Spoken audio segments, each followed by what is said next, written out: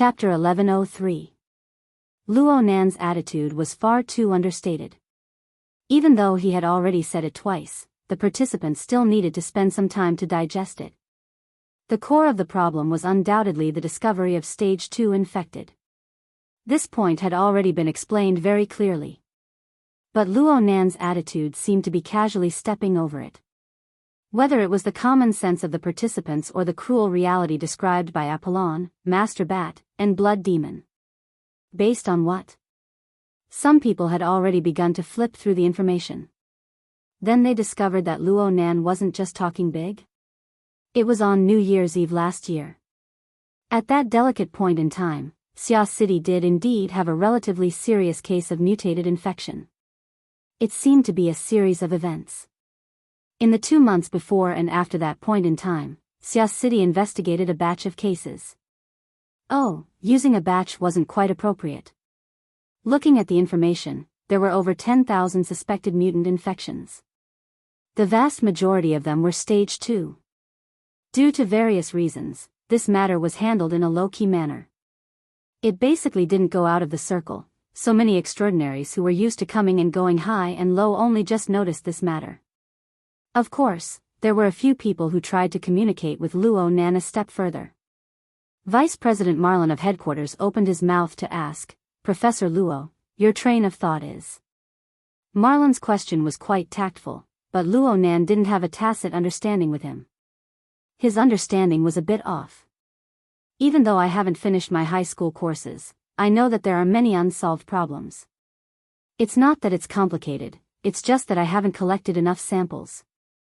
Therefore, a census of the entire population is certainly an effective way to solve this problem. I'm talking about the scope. Is there any other explanation for a census of the entire population?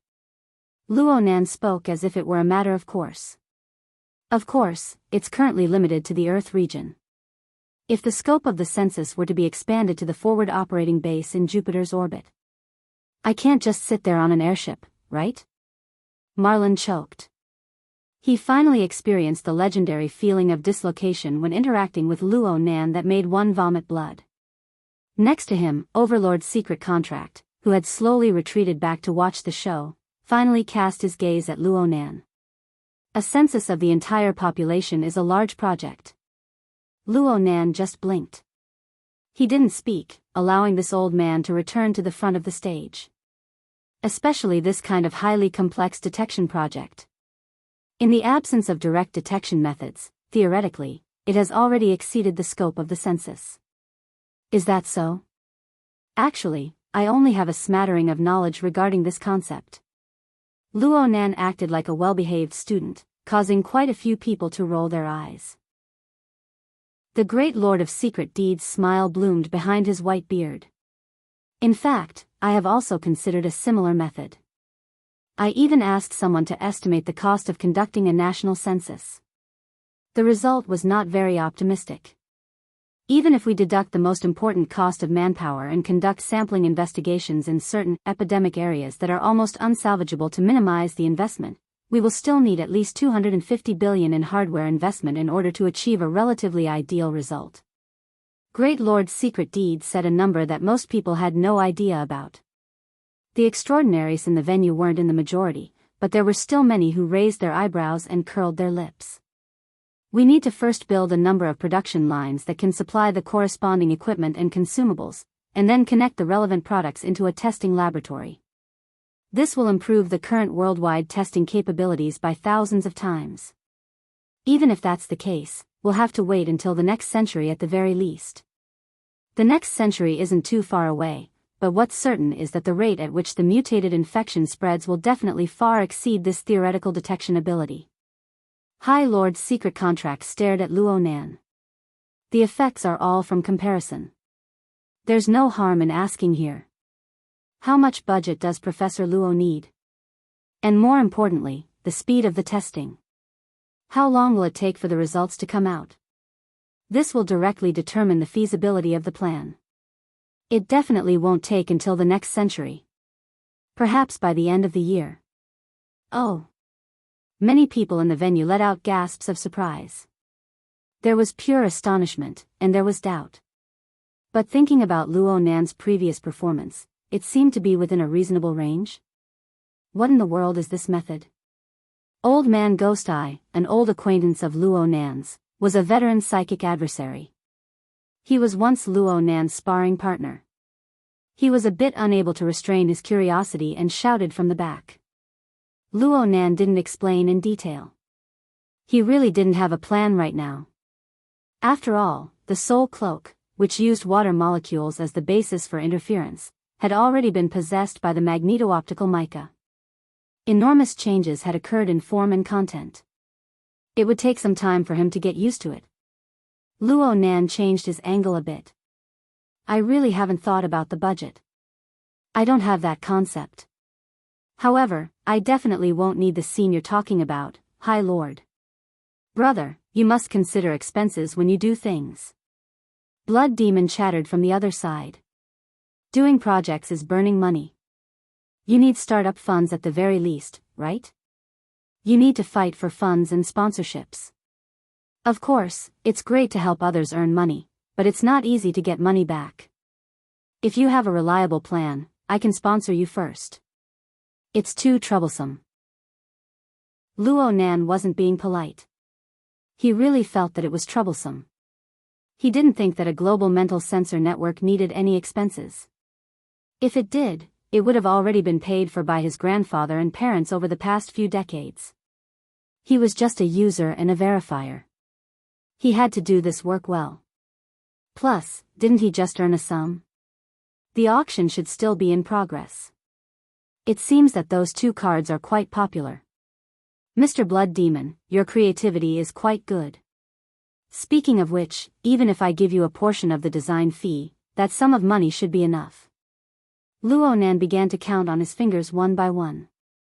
If I really want to calculate, I can use this sum of money to rent some supercomputing resources and find a few data analysts. Then I can start working. If the SCA supports a few more people and opens up the database, it might be even more ideal. It's just that the process won't be easy to follow. Should I establish a fund or something? This time, it was Blood Demon who choked. Perhaps there were many people present. Blood Demon squeezed out a sentence with great difficulty. You're showing off your style. Blood Demon's sigh was a bit sarcastic in this sort of atmosphere. As for whether it was Luo Nan or someone else who was being stabbed, it depended on the person. Don't tell me I don't want to solve the problem. Since no one can do it better than me, of course I'll take the lead. Luo Nan spoke in a manner that seemed to be expected. Coupled with Lord's secret deed and Blood Demon's intentional or unintentional support, there was no room for others to display their abilities. It was as if this matter, which concerned the fate of Ha City, Tin City, and even the entire Earth, had been decided. Alarm bells rang in the hearts of many people. Even though the subsequent course of events was unclear, they instinctively felt that the situation wasn't too good. People exchanged glances in the venue, and they quickly communicated with one another below the stage. It wasn't just limited to the participants. There were also all sorts of monsters and demons paying attention to the progress of the conference. The Black Lion's soul was summoned by old elves. This is absolutely not good news for you. Before tonight, Luo Nan practically had no influence at all in the field of mutant. But if he is allowed to do this, he won't need to wait for the time limit he set. As long as he has one or two publicly recognized results, he will be one of the top authorities. What will he do then? Old El's voice was like a cold wind that lingered in the Black Lion's ears. Don't tell me he wants your kingdom of chaos to exist forever on the African continent? For what reason? Just because you and him call each other brothers today and have a joyous gathering? See, his intentions are already extremely clear. You're really lobbying without any regard for your capital, old man. The problem is, how are you going to stop him? Are you going to face an extraordinary researcher who doesn't need any funding? The Black Lion's mouth cracked open, and he laughed to himself. He didn't care even though he seemed rather abrupt in the venue. He just continued to communicate below the stage. My suggestion. It's best if you shut your mouth. The Black Lion's attitude was incomparably sincere. Right now, you should, and you must, take into account the situation of researcher Luo slamming on the brakes. With him around, the progress of your aberration gene collection and the difficulty of the bloodline project might not be able to outrun the speed at which your vitality is consumed. For a businessman like you, if you make a losing deal with the same person twice in a row, it's probably the legendary road to death. Old Els did not continue speaking, but he might not have listened to the Black Lion's advice. This was because at this moment, a new change was transmitted. The news of the uncontrollable aberration infection in Huss City and Tin City had already spread. Whether it was Apollon or Master Bat, they were only at the venue to make a report and fulfill their obligation to inform others. They would not change anything because of the attitude of the participants. Outside the virtual venue, the real situation continued to advance. This news had already spread rapidly in the form of headlines. In a short period of time, it bombarded almost all the information channels in the world and poured into the brains of billions of people. Just like what was shown at the summit conference, different people would have different considerations for the same matter. Regarding this headline, the major media outlets around the world also adopted different reporting perspectives. At present, the hottest news image was specially forwarded by the conference host, Abner. It came from Huss City. It was probably in a landmark area of the city. Dense crowds gathered on the streets and squares, listening to the announcement from the city manager. When the seemingly rigid gentleman announced in a serious tone the news of giving up on detection and active disposal, hundreds of thousands of citizens screamed crazily, "Cheers!" The camera swayed in such an atmosphere. When it chose to use a close-up view to experience the current atmosphere, there was already a young man who was so excited that his face was distorted. He took the initiative to rush to the front and roared out a slogan. "Glory to the aberrations, the world belongs to us." The crowd behind him was also shouting and roaring. Their words were even simpler, more direct, and more violent. Power, power, power. Such a sound and scene fell into the ears and eyes of the participants of the summit conference, but it was so meaningful. Chapter 1104. June. T-City officially entered winter. The northwest monsoon brought with it a humid and cold airflow. When the cold wind hit one's face, it seemed to carry the earthy smell of the old continent's highlands. So much so that it became one of the main themes of tonight's banquet. Kawahara Machiko came to this conclusion when she wandered around the banquet hall of the castle. Of course, this was just an illusion.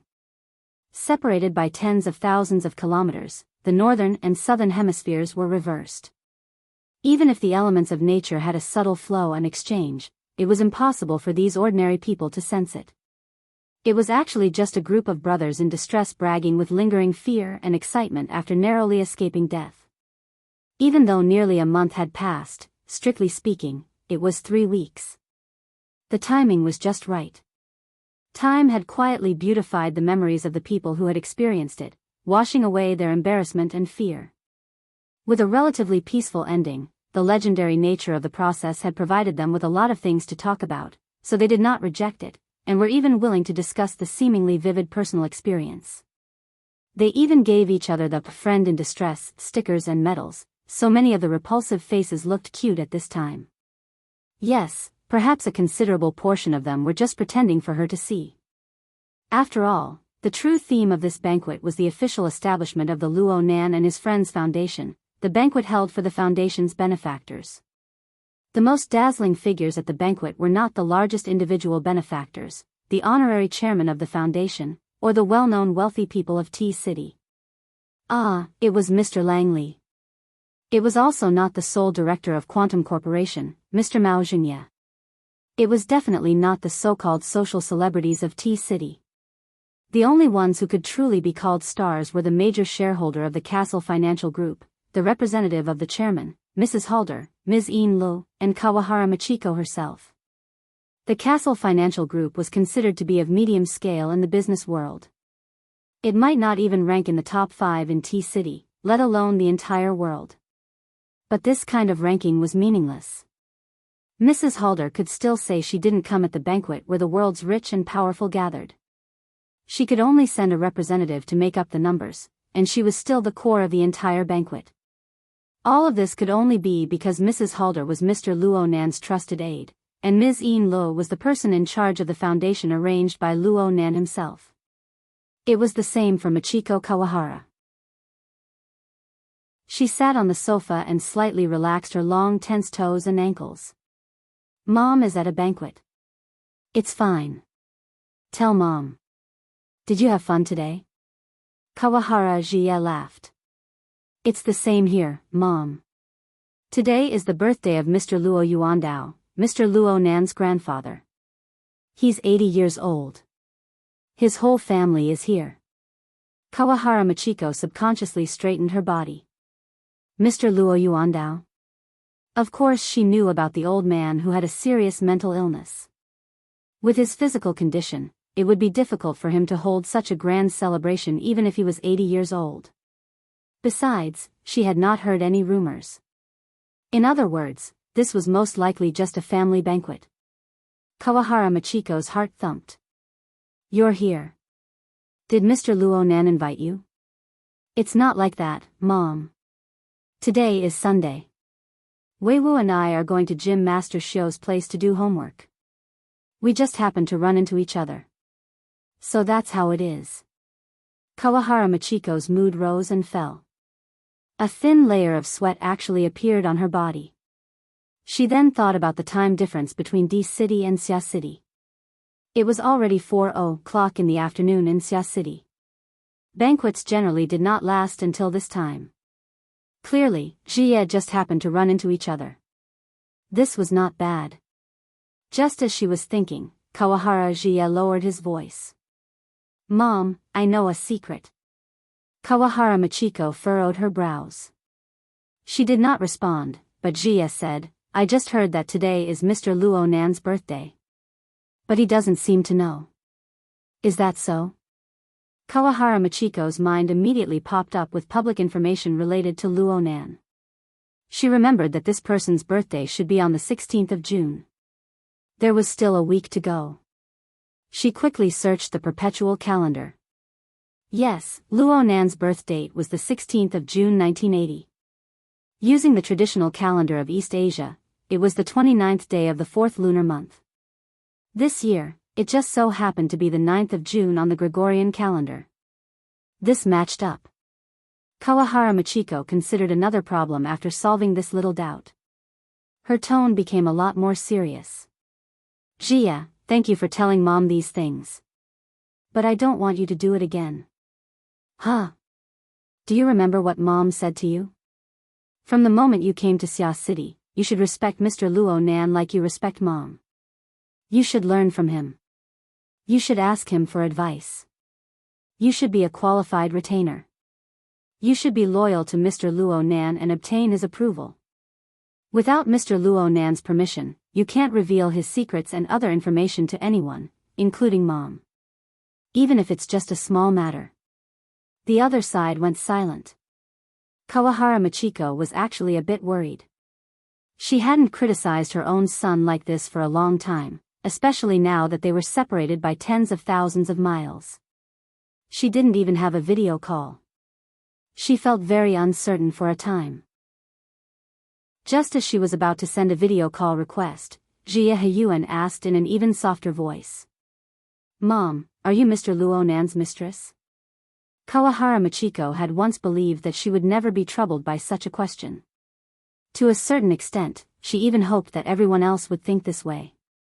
She wanted to turn this matter into reality. Only then would she be able to consolidate her inexplicable position. But at this very moment, when this question came out of her own son's mouth, her feelings were clearly not as simple as she imagined. She even subconsciously wanted to slap him, but Jie Heyuan wasn't in front of her. That empty slap seemed to hit her face in the end. Jie, why do you say this? Kawahara Machiko only realized that her voice was dull and hoarse when she spoke. It was like cracking porcelain. When it was struck again, it no longer had a clear echo. Is it in Xia City? No. It's in Bansheng, Mom. Jie Heyuan's voice was still weak, but it was strangely steady and even calm. Many people have tried to tell me this matter, including Grandpa and Grandma. They've tried various methods and angles. It seems that I really am your weakness, Mom. Jie. Even though she knew that her son was far more mature than his peers, Kawahara Machiko didn't want to hear the result of his deliberations. She didn't want to hear it at all. A second or two later, or perhaps even longer, Jie Heyuan spoke. His voice was a bit urgent. Weiwu is calling me. Mom, don't worry. Mr. Luo Nan is a very, very good person. Many people here are. The next moment, Jie Heyuan used a very clear voice to respond. Hey, I'm here. Wait for me. The call ended immediately. Kawahara Machiko stared blankly at the bracelet on her wrist for a long time. She almost thought that she would shed tears, even if they were just a few symbolic drops. But when she heard the sound of people outside the lounge, she reflexively straightened her back. The corners of her mouth curled up, revealing a beautiful, calm, and mysterious arc. It was as if everything was under her control. In fact, she really did achieve perfect control. Whether it was her external expression or her internal state of mind. Even if there were some ups and downs, they all settled down in a sentence that was like an incantation. This was what Jie had said. Mr. Luo Nan is a very, very good person. Right? A 6-year-old child could tell in 2 weeks. Mr. Luo Nan is a very, very good person. The door to the lounge opened, and the noise from the banquet hall began to flow once more. Kawahara Machiko was like a mermaid. After a temporary rest, she immersed herself wholeheartedly into the turbulent flow of complicated interpersonal relationships. She was never tired of it. Chapter 1105. He Yuanji ended the call with his mother in a hurry and ran in the direction Di Weiwu was calling him. How complicated could the layout of a sanatorium be? The relatively private places for calls were at the end of the corridor, the stairwell, the elevator, and so on. Because of this, He Yuanji bumped into someone when he ran out from the corner of the stairwell. That person was also on the phone. Yes, it's over there. Just send me the coordinates. He Yuanji was a bit confused when he heard this voice. Wasn't this the main character of his conversation with his mother, Mr. Luo Nan? Clearly, Mr. Luo Nan had taken a fancy to this private place for calls. Maybe he saw that He Yuanji was the first to go in, so he called from outside. He Yuanji didn't know whether to run or stay. While he was in a daze, Luo Nan reached out and rubbed He Yuanji's head, indicating that he should go and play with Di Weiwu. Ah, it should be to do homework. He Yuanji was hypnotized. He walked over in a daze and faintly heard Luo Nan say, "It's not convenient to ask right now. They're trying their best to make me forget about this. I don't want to use it to disgust people. I'll just go pay my respects next week." Even though He Yuanji was much more mature than his peers, it was hard for him to determine what Luo Nan was talking about without enough information. Right now, almost everyone in the corridor on this floor of the sanatorium was related to Mr. Luo Nan. He Yuanji had only walked a few steps when the fat Mr. Mo Peng touched his head. He even said that he needed an excuse to be immortal. Sure enough, the customs of Ban City were very different from those of Xia City. He had to adapt to them one by one. Don't bully me. Mr. Luo Nan's call was very short. He followed closely behind He Yuanji. He Yuanji hurriedly turned around and bowed seriously. He was apologizing for his actions, which he didn't know if he had exposed himself earlier. Mo Peng didn't pay attention to him at all. Instead, he clenched his fist in a very serious manner. It was the hand that had touched He Yuanji's head. Mo Peng swung it twice and tapped in the air. He must be following some kind of visual logic that they couldn't see. A second later, Mo Peng swung his arm and shouted with a suppressed voice, "Double kill." Luo Nan reached his hand out to touch He Yuanji's forehead as he was shouting. Luo Nan slapped his hand away. "What are you doing? Those who see it, have a share." Mo Peng was grinning from ear to ear.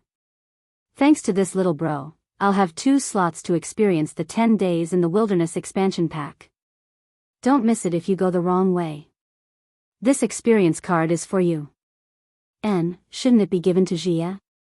Mo Peng blurted out, what games are kids playing? 10 days in the wilderness is a special tutorial. Children under 13 can't touch it. At this time, Yuanji decided to play the role of a childish person of the same age. How could he not see Mr. Luonan acting as if he could not see through his cousin's clumsy acting skills? But then again, this should be a birthday present, right? Half a second later, Luonan responded with the same subpar acting skills and lines, fine. I accept the sincerity of a brother and the good fortune of Jia. Yuanji revealed an innocent smile at the right time.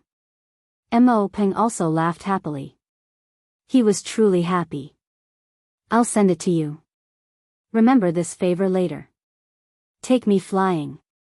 Luonan, who had left behind a glorious battle record at Frost River Reality, took charge of this matter. No problem. Let's go to the hero seat. I'll remember. After Luonan's performance was rewarded, Luonan patted Mo Peng on the shoulder and walked toward his grandfather's room. Mo Peng was already making up for his slip of the tongue later. Jia, there's nothing good about that adult-oriented game. Brother, Yuanji corrected him very seriously. You're my elder, Mr. Mo Peng. Hey, Jia, you've been slacking off for far too long. Di Weiwu gave Yuanji a senior command. Luonan checked the new electronic experience card in his hand and pretended not to see it. The purchase date for the experience card was yesterday. He laughed again and flipped his hand inside the sleeve of his t-shirt. When it came out again, there was an old notebook in his hand. He arrived outside his grandfather's room, but he did not immediately push the door open. He just looked at the situation inside the room through the glass window. Inside the room, his aunt and Mo Ye were chatting with his grandfather's special nurse, Auntie Hong. They were understanding the situation. Rui Wen stood quietly to the side. Yes, she was with Di Weiwu just now. When did she come in? His uncle, Mo Haihang, was lying on the other side of the chair. He had already fallen asleep with his eyes closed. As for his grandfather, who had given birth early today, he was on the balcony of the outer room, chatting with Jim Master Xiu. Below his feet was the new building block Kingdom of God. Of course, this did not stop him from dozing off under the warm afternoon sunlight. Luonan looked down at the old notebook in his hand when he saw this scene. He shook his head and tucked this thing under his ribs. Then he turned around and left. He passed through the corridor and arrived at the balcony attached to this floor. The balcony was also facing the sun. His vision was a bit better from this position. He could even see his grandfather's calf nearly buried in the building blocks on the balcony of the ward.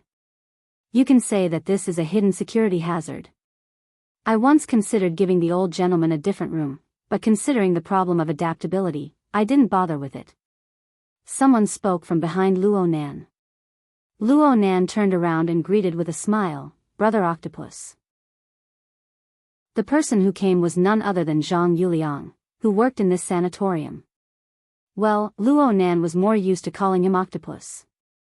This neuropharmaceutics expert wore white clothes. His hands were in his pockets as he walked over unhurriedly. He stood side by side with Luonan and followed Luonan's gaze to look in that direction. You didn't go in just now? Not just that. I hid half a foot in the crowd at the beginning. It's a birthday celebration. Just don't mess things up. Octopus opened his mouth, but he swallowed back the words, you're also the birthday boy today. Since Mrs. Luo Shuqing and the others racked their brains to use this special day to organize a family activity, and they deliberately hid it from Luonan, the person involved, in order to avoid making bad associations, why should he expose them? Well, Luonan didn't need him to be smart. Does the old man get excited when he sees you? Basically. Is it because he can see how terrifying of a fellow you are? Octopus was obviously joking. But Luonan nodded, it should be like this. Huh? Luonan didn't answer immediately. He just asked, has Grandpa's state been the same these past few days? Yeah. He's good for a while and bad for a while. He looks up to the sky at every turn, especially on cloudy days.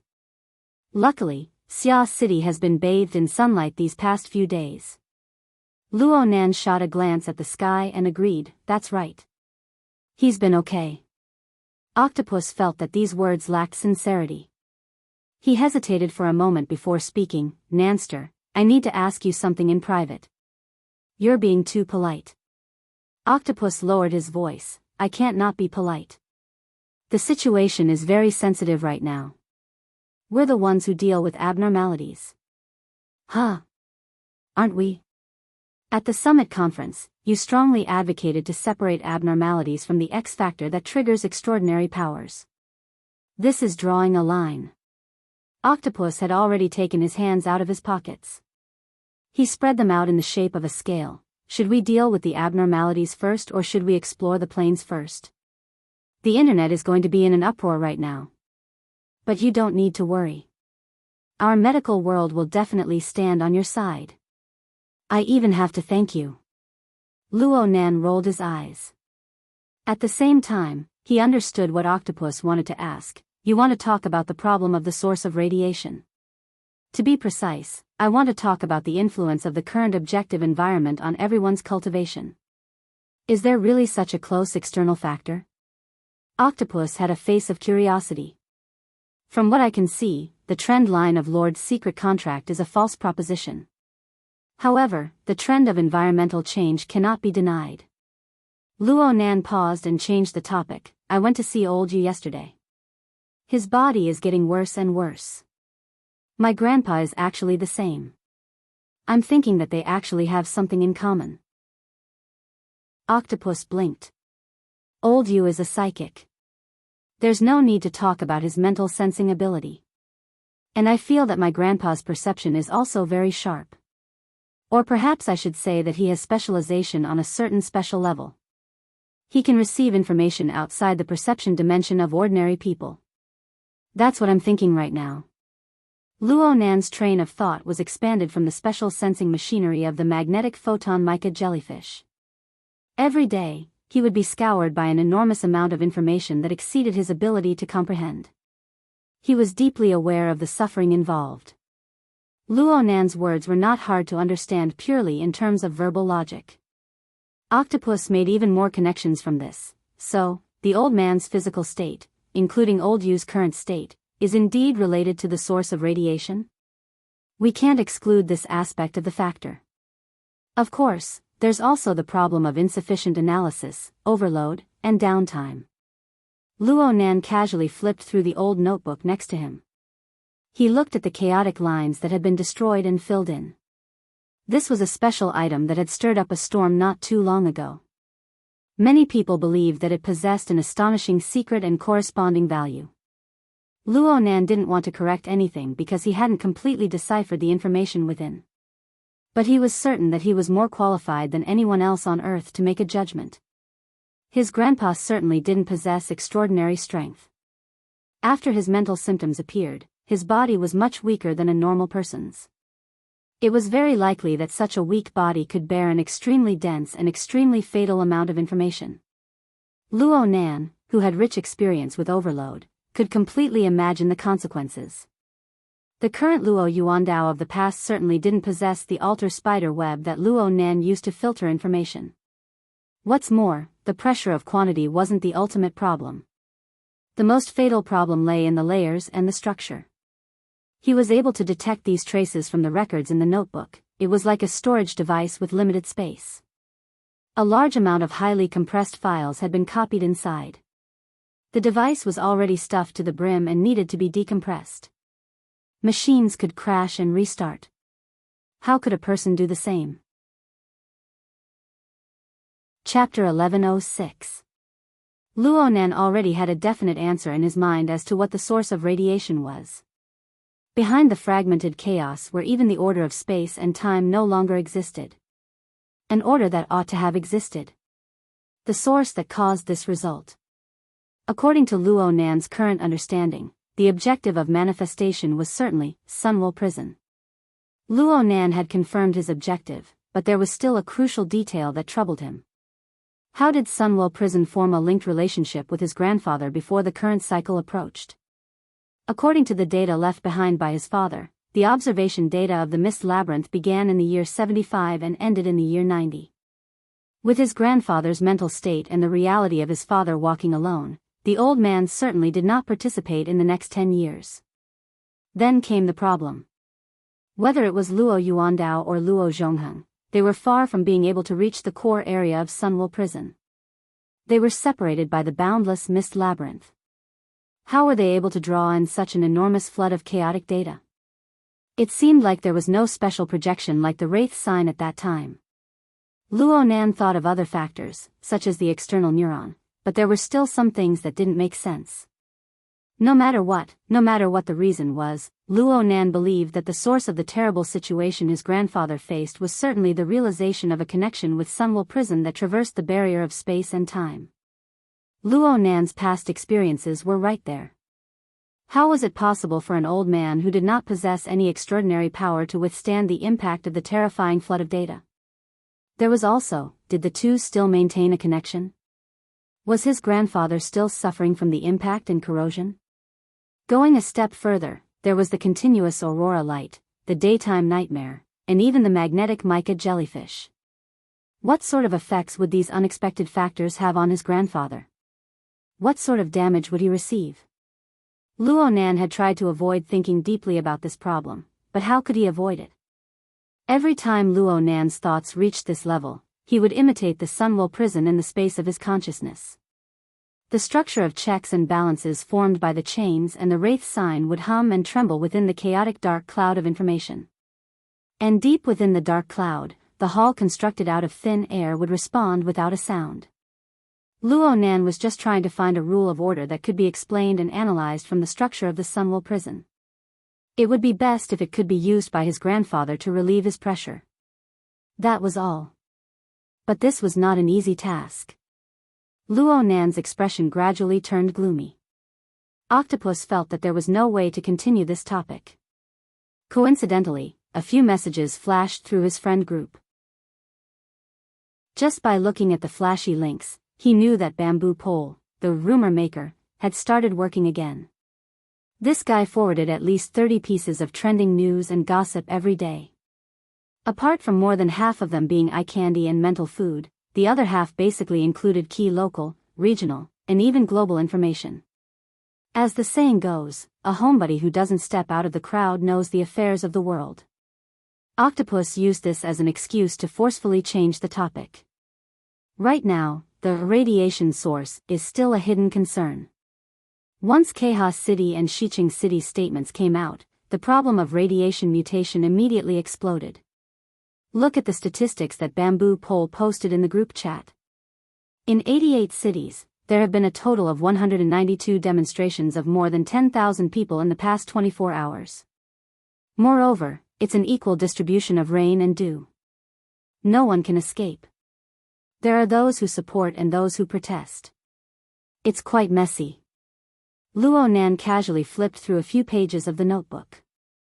He twisted his wrist and sucked the notebook into the void like magic. Then he turned around and leaned against the railing. He sighed. Sparks are flying over here as well. Look at what Bamboo Pole is doing. The internet is boiling over. Luckily, the East Asian cultural circle is relatively conservative. The focus isn't on some group evolution. They're mainly bringing up old scores. This is quite sensitive. There was a large-scale strike in the trade zone of Tianban City a few days ago. Luo Nan's information channels far surpassed Octopus's. It's probably the aftermath of the Vagrant Act. Yes. Especially the so-called humanitarian aid agreement for the mutated infected. The two policies of restricted household registration and voluntary living have caused many tragedies of family separation. There are also many vagrant tribes that have lost their homes and relocated. The pressure is mainly on the welfare organizations and the SCA. Uncle has been working overtime for nearly a week for this. It wasn't easy for him to use his grandfather's birthday as an excuse. In the end, he still hasn't woken up yet. This topic was a bit too complicated and in-depth. Octopus shook his head. It's precisely because this matter is sharp. It's not that sensitive compared to group evolution. Many people are willing to join in the buzz and express their public stance. Right now, the public opinion on the internet is basically one-sided. Actually, I also support an investigation. But it seems to be a contradiction when it comes to the issue of isolation of mutated people. It's clearly an anti-isolation stance. I'm afraid things will get lively in the future. Octopus's brows furrowed as he spoke. That foundation of yours hasn't officially started operating yet. You must be careful and keep a low profile. Right now, many people are eager for you to take the lead and attract firepower for them. Luo Nan curled his lips. He nodded without saying a word. Octopus didn't know if Luo Nan was listening or not. He was just chatting, so the topic jumped a bit. Speaking of which, Bamboo Pole is working for you? Yeah. Brother Bamboo Pole's data analysis ability is exactly what I need. It's even rarer that he knows everything about the inner world. He has his own information channel. If I don't grab hold of him, I'll lose out. Hey. Can't you take care of the minds of the people at the bottom of society? Brother Octopus, you can come if you want. The Foundation's design is to conduct investigations and research at the same time. Research on the nervous system is also a very important field. Forget it. I know my own limits. Bamboo Pole's professional skills are ranked in the top 10 of the inner world. It's hard for me to rank in the top 1,000. I'd be too old to be a graduate student. It's better to watch over this stall. Of course, if there are any new developments, please do share them in a timely manner. Luo Nan didn't try to persuade Octopus any further. In fact, he really hoped that he had a trustworthy and knowledgeable friend like Octopus to watch over this place. And Octopus most likely understood this point. Luo Nan thought for a bit and said, "Actually, I've been pondering over a paper these past few days. I'm preparing to publish it publicly. Let's ponder it together later." Huh. The current topic is formatting theory, mapping example and expanded research on the human body giant system. Isn't it a bit unprofessional? Octopus went, twice, but before he could respond, a call came in from Luo Nan's side. It was his aunt, Mrs. Luo Shuqing. Luo Nan heard a few words and immediately displayed his lovable appearance. Are we going back? Okay, we're almost there. Whose car? No one's car isn't going back. If that's the case, then of course I'm going home. I'm going with you, Auntie. Octopus's eyelids twitched as he watched from the side. All right, this was a young man. He was solid. But the topic they were discussing just now, and the various legends from not too long ago. What were they all about? For a time, Octopus had an intense feeling of absurdity and dislocation in his heart. He was practically replacing Luo Nan with a split personality. Luo Nan had already hung up the phone while he was distracted. He turned around and ridiculed Octopus. Moya wants to take Roy Wen to the recording studio. She says that they might work through the night. Auntie actually agreed. But I remember last year when Moya participated in the music festival, our house practically exploded on the spot.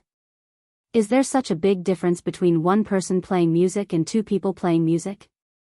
Perhaps Auntie just has a problem with underground music? Hee hee. Luo Nan didn't say anything more. Even though he had basically entered the level where he didn't need a means of transportation, he still needed to follow the group in order to preserve his image as a tottering obedient child in front of his family. He waved his hand and walked towards the exit of the platform. Brother Octopus, let's talk in detail later. Actually, I've pretty much drafted the outline. I'll send it to the group in 2 days. Oh, okay. I won't go over. I don't want Auntie to say those courteous words again. Luo Nan didn't turn his head. He made an okay gesture and ran with small steps. He soon crossed the platform and disappeared behind the door. He was like a graceful and energetic youth. That was how he should be. Just from the perspective of personal interactions, this wasn't too bad. At the very least, the current Luo Nan was no longer the somewhat gloomy youth they first met. Just from this point alone, Luo Nan was already quite good. Octopus didn't have much use for octopus in a place like the sanatorium, and he was a relatively high-end professional. Most of his time was spent on scientific research. Octopus received a bit of stimulation from their conversation just now, so he went back and soaked himself in his own laboratory. He entered a state of mind and lost track of time. This lasted until the hex-ear vibrated. Someone in his friend group had ed him. It was Xia Junping. Octopus, bro. I'm holding a temporary board meeting. I've entrusted Brother Papercut to help me pick someone up. Brother Papercut's car was just sent for maintenance. He might be a bit late. Erping, got it. Di Weiwu usually lived in Lon Town's welfare home. During the weekends, he would go to the sanatorium to do his homework. At the same time, he would receive the influence of Gym Master Xiao and Dean Wan. Yuanji was sent over by his mother, and he received the same treatment. Perhaps Luo Nan considered him a hostage, but Luo Nan treated him equally and nurtured him as a disciple. There were plenty of benefits, but the transportation wasn't too convenient. Normally, Worker Zhai would come over to pick someone up. If Worker Zhai was working overtime and couldn't get away, then it would be Xia Junping, a loyal believer of the Order of Creators, who would come out. Papercut was a mobile member, a spare tire of spare tires. With Xia Junping's current resources, arranging a driver to pick someone up wasn't a big deal. However, everyone knew that these were extraordinary times. Even though they were at Xia City's headquarters, the people by Luo Nan's side needed to maintain a minimum level of safety awareness. They needed to communicate and help each other. They didn't want to give the schemers in the shadows any opportunities. At this time, Papercut jumped out. Octopus, Erping, I won't be late. We've already entered the main entrance. I hitched a ride with Bamboo Pole. Octopus was baffled. You two are together. Bamboo Pole, don't bring bad news to an honest man. Bamboo Pole, hee hee. While they were chatting, Octopus raised his head and looked out of the window. He found that it was already almost 6:00. The weekend was also the peak hour. It would take at least 1.5 hours to get back to Forest Wall District. So, he sent another message. Paper Cutter Bamboo Pole, you guys can eat here. This is the staff cafeteria. Eat to your heart's content, it's my treat. If it weren't for the fear that the children would be hungry, do you think I would be willing to entertain you? Forget it. The children in the orphanage go to bed at 9:00. If I stay here for too long, I will inevitably disturb my schedule when I go back. Dean Wan is easy to talk to, but Nanny Wang is not easy to dismiss. After a few minutes, the other side sent another message. I've got him. Octopus watched the surveillance video that was specially connected to the hex-ear. Sure enough, Bamboo Pole was leading the two children. He made a V sign to the camera on the ceiling. Papercut chuckled to the side. Farther away, Xiao Xinyu, who had become increasingly thin in recent times, held his hands behind his back as he watched this. Although there was no smile on his face, he was still relaxed. Octopus rolled his eyes. All right, I won't be sending you off. Chapter 1107. Bamboo Pole's commoner car didn't stand out at all in the endless stream of traffic in Xia City. He encountered a weekend traffic jam as expected. He followed the AI's guidance and changed 4 or 5 layers of traffic, but it was still difficult for him to move forward. He was only a dozen kilometers away from the Forest Wall District. As always. In a sense, this is a good, Bamboo Pole chatted and yawned in passing. Where did you go last night? Papercut looked askance at him. I worked hard for Boss Luo. Huh. The foundation hasn't started operating yet, right? You don't really think that Boss Luo needs to rely on the foundation to walk, do you? Bamboo Pole looked askance back at him. Papercut blinked and immediately made a zipping motion with his mouth. The front row was a bit quiet, but the laughter of the children in the back row was particularly clear. The two little beans were securely tied to their children's seats. They had just been removed from Papercut's car before they came, but it didn't affect their play at all. 7 or 8 lively little paper men had their own special characteristics. They were extraordinarily quick-witted. Plus, they could receive simple commands and obey the director. They were enough to act in an animated film. It could be said that among the ability users of Xia City, Papercut was number 2 when it came to playing with children. No one dared to take first place. In the field of toys, aside from the paper men's structure being too simple and the basic requirements for issuing commands being high, the technique of activating soul force had no other weaknesses. It was also because of the basic requirements that one could easily see the difference in soul force between the two children in the back row from the paper men's reception of commands and the degree to which they could digest them. There were millions of children in the world. Di Weiwu was certainly the type that had talent for cultivation. After half a year of edification from Dean Wan and Gym Master Xiu, Di Weiwu couldn't be said to have awakened. However, his thoughts were direct and he could form an effective information connection with the activated paper men. He could control this low-end game with ease. What was most valuable was that when this child was in an excited state of play, his thoughts were very concise and just right. This was a very good habit.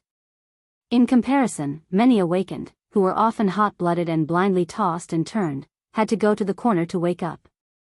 In comparison, Yueng did not have much of a foundation to speak of, but his reaction was extremely fast. After realizing that the instructions were too complicated and useless, he immediately focused on the control of a single paper doll. He concentrated and was not disturbed by the other paper dolls. He was definitely outstanding among his peers, and people could not help but praise Lady Yueng for teaching her son well. Kids nowadays seem to have a bright future ahead of them. Children could be praised face to face, but they couldn't be praised like this. It just so happened that Papercut had nothing better to do, so he took a video of the two kids in the back row. He sent it to the group and used it as a conversation topic. It seems like they have the innate talent of ability users. Over here, the barrier between the mental and the material doesn't seem to be very solid. Birds of a feather flock together. Bamboo Pole drove without batting an eyelid. He also quietly flattered everyone, including himself, for once. Papercut didn't appreciate it. He gave Papercut a push in reality, concentrate on driving. Many people in the group flattered Xie Junping. It was clear that he had been absent-minded during the board meeting. He was still emotional. Then what's the deal with me sitting in the middle of a bunch of stupid birds that are about to choke to death? The market value of sky crystal biology has skyrocketed these past few days. What's there to be dissatisfied about as a marketing director? Bamboo Pole turned a deaf ear to Papercut's warning. For a psychic architect, chatting online while driving wasn't even a distraction. Thank you, marketing director of a research and development subsidiary.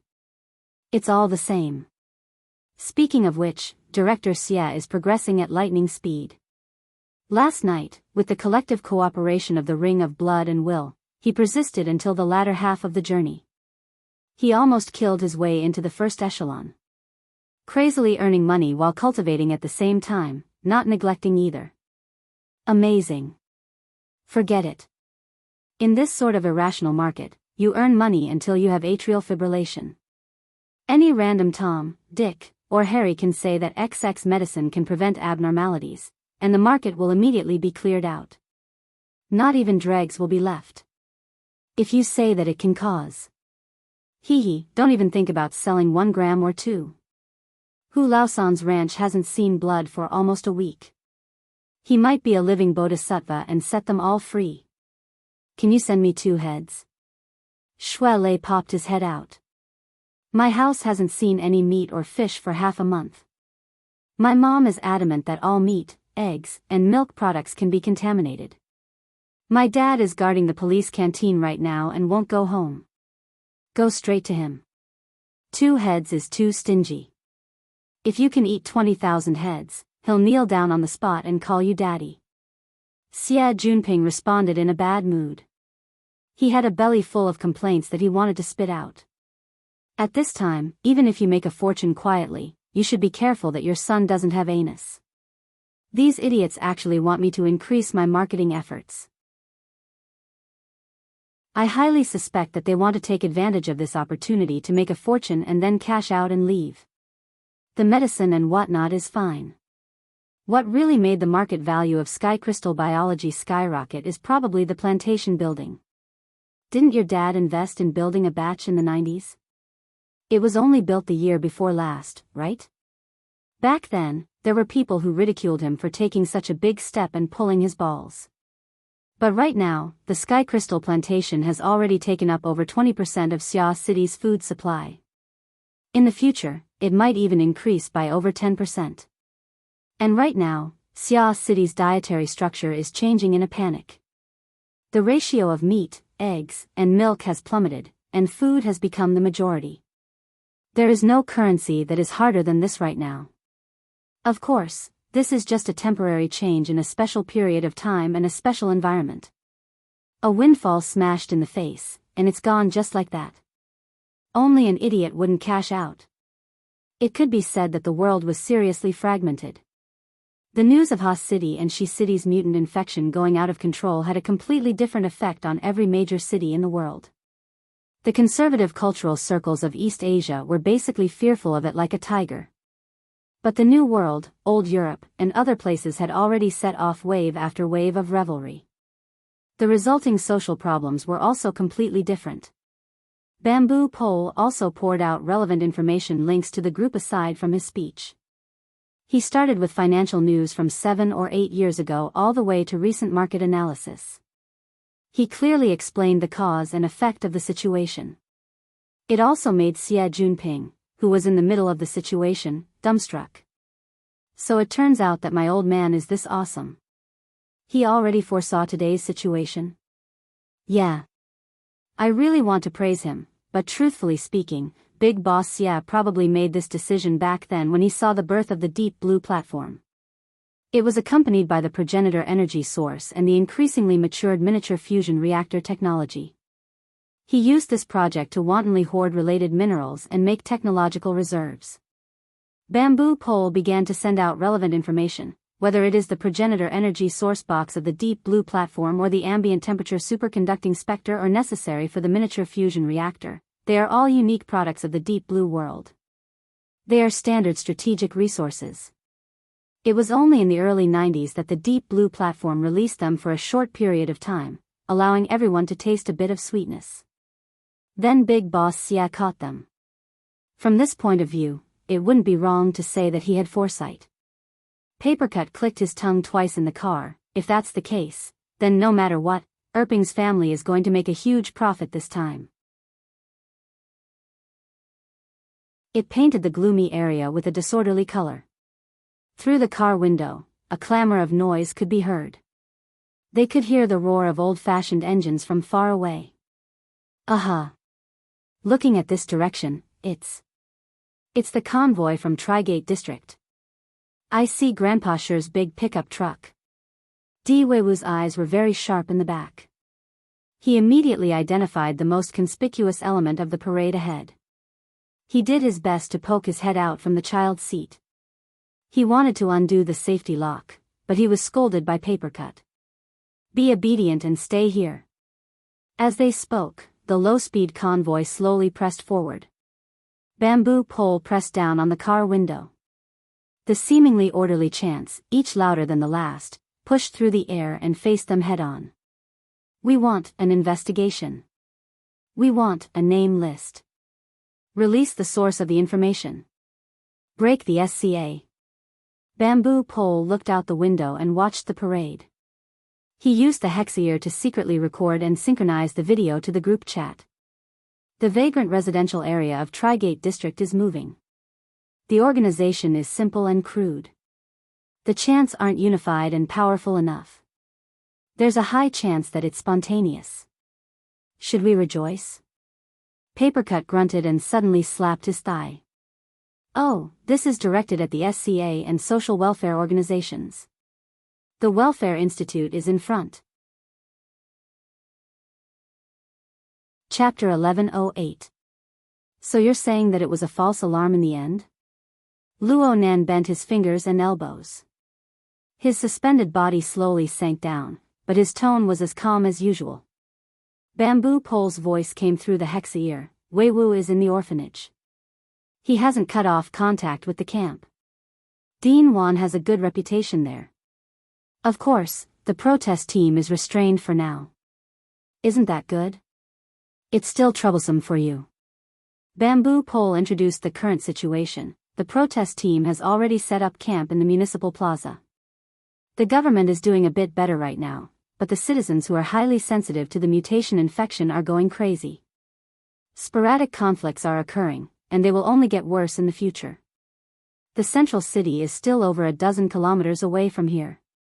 The problem is that the chaos caused by the mutation prevention and control policy can all be linked to you. That's right. You're just that shameless. And it happened in Xia City, in your base camp. You'll be very passive in terms of public opinion and evaluation. Okay, that's right. The global census was an extremely sensitive operation. It was mixed with complicated interests, positions, and practical contradictions. Many people were unwilling to accept Luo Nan's plan. They didn't oppose him face to face because they were afraid of Luo Nan's extraordinary strength. They didn't want to run head-on into him. But if there was a chance to delay and obstruct him, they wouldn't be lenient. Luo Nan had considered this problem long ago, but it wasn't something he could control. It wasn't something he should focus on with his limited energy. He just needed to understand it. In comparison, it was better to consider some more important fields that he was better at. Luo Nan returned from his one-finger handstand. He didn't even sweat a few drops. In fact, he wasn't training. He was just observing the state of his body. He only found out about this matter the next morning. It was because he was pondering over the interaction between his body and the magnetic photon mica. He was studying and familiarizing himself with the special perspective that exceeded human imagination. Bamboo Pole didn't say too much to Luo Nan now that he knew about Luo Nan's attitude. The newly formed team of the Foundation had already formed a consensus. Luo Nan was in charge of extraordinary work in this team. Everyone else only dealt with regular problems. It was enough to just give Luo Nan a reminder about the relevant matters. Bamboo Pole cut off the voice communication. Luo Nan scrubbed through the group chat records from last night as he scrubbed. He understood the details of the matter a step further. Bamboo Pole's introduction was very comprehensive. There wasn't much to say about the situation back then. Instead, it was the various social media channels that made things a bit more lively. Many people in the media, social activists, and public figures had already caught a glimpse of the opportunities within. They began to sing one after the other. Luo Nan hastily flipped through a few articles. He could see that Bamboo Pole, this crazy forwarding demon, had lost interest in similar information. From the wee hours of the morning until breakfast time, the mainstream of information had already changed to nutrition products. Luo Nan casually clicked open a dozen or so videos. Yes, they were indeed very pleasing to the eye. Let's just treat it as a massage for his brain that had been consuming a lot lately. Luo doing he needed. Luo. Luo he needed to. Luo needed. He needed. Luo. In as. Luo Nan as long as he said. He said, bamboo that the said. Luo Nan. Luo clan song. He said, he saying, as, the saying, he, as he saying. As he. This was the value of a data specialist. However, it was often at this time that Luo Nan couldn't help but criticize his own subtle attitude and actions. How depraved. Luo Nan, who was already seated at the dining table, let out a sigh. Breakfast isn't good? Madame Luo Shuqing, who had just urged the AI butler to complete the breakfast task, was at a sensitive moment. It's okay. Luo Nan said truthfully, the downloaded module is worth the money. Mo Peng immediately looked at him with admiration. This morning, there were only 3 of them at the dining table. Professor Mo Haihang, who was usually in charge of the kitchen, had gone straight to work after yesterday's birthday party because he was working overtime. Moya and Roywin kept their word and stayed in the recording studio for the whole night. With half of the people gone, the atmosphere around the table was indeed a little quieter, but that was as far as it went. Don't talk so much if you don't have anything to say. Take care of your voice. All right. Luonan subconsciously dug at the slightly protruding Adam's apple on his neck. Speaking of which, his voice had been growing hoarser and hoarser these past few days. He had clearly entered the stage of voice change. Luonan's uncle and aunt let out visible sighs of relief following this change. Though they didn't say anything in the past 2 years, they still cared a bit about Luonan's puberty, which was clearly lagging behind his peers. As a result, Luonan returned to his normal family life in late May. Small details like his voice change, his beard, and so on became increasingly clear. It might be related to his delayed puberty. Though the reverse stimulation of the magneto-optical mica and even the grooming and adjustment of the perfect body might have played a larger role. Yep, it was puberty. His instincts. A bit of depravity was definitely due to the need to conform to the instincts of living beings that evolved over millions and millions of years. While Luonan's mind was spinning with all sorts of messy thoughts, his aunt picked up another call. It should be from Moya. Luonan didn't mind. He just subconsciously opened the new link that Bamboo Pole sent. Only this time, it wasn't those snow-white colors and soft and smooth curves. Instead, it was replaced with a set of relatively abstract characters and symbols. It looked like it was a random drawing of the mood equals or is not equal to. Is it really that hard to get the answer? The accompanying picture was that of a city plaza that was brilliantly lit. Luonan's mind spent approximately 3 seconds before he was able to switch channels. But he became confused because of the meaning behind this rather obscure description. The source of the message came from an extremely popular image-sharing social media. Luonan subconsciously looked towards the upper left corner of the image. It was a rather familiar avatar. It was so familiar that it made him even more confused. And at this time, Octopus popped up in the group chat. This is Shui Yuan, right? The big sister captain of BHD? That's right, she's the captain. You can call her housekeeper. What the hell is big sister captain? Bamboo Pole, who forwarded the message, immediately retorted. It had to be said that Luonan was the only one who intersected with the BHD circle in Xia City. Cat eyes could be counted as well, but this sister was very clear about the distinction between the mortal world and the inner world. Luonan and Dal Baiyu were closer in age within the BHD trio. Baiyu was the one who got familiar with people. Everyone would occasionally chat online, so she was the closest of the three. Next was Clara. Luonan had encountered and solved 2 of her troubles in a row. It was hard not to have any impression of her. Comparatively speaking, Luonan and Shui Yuan were the least familiar. However, last time at Aurora Cloud City, the BHD trio had performed at the New Year's Eve event. Bamboo Pole saw it. He liked Shui Yuan the most, so he specifically followed her social media account.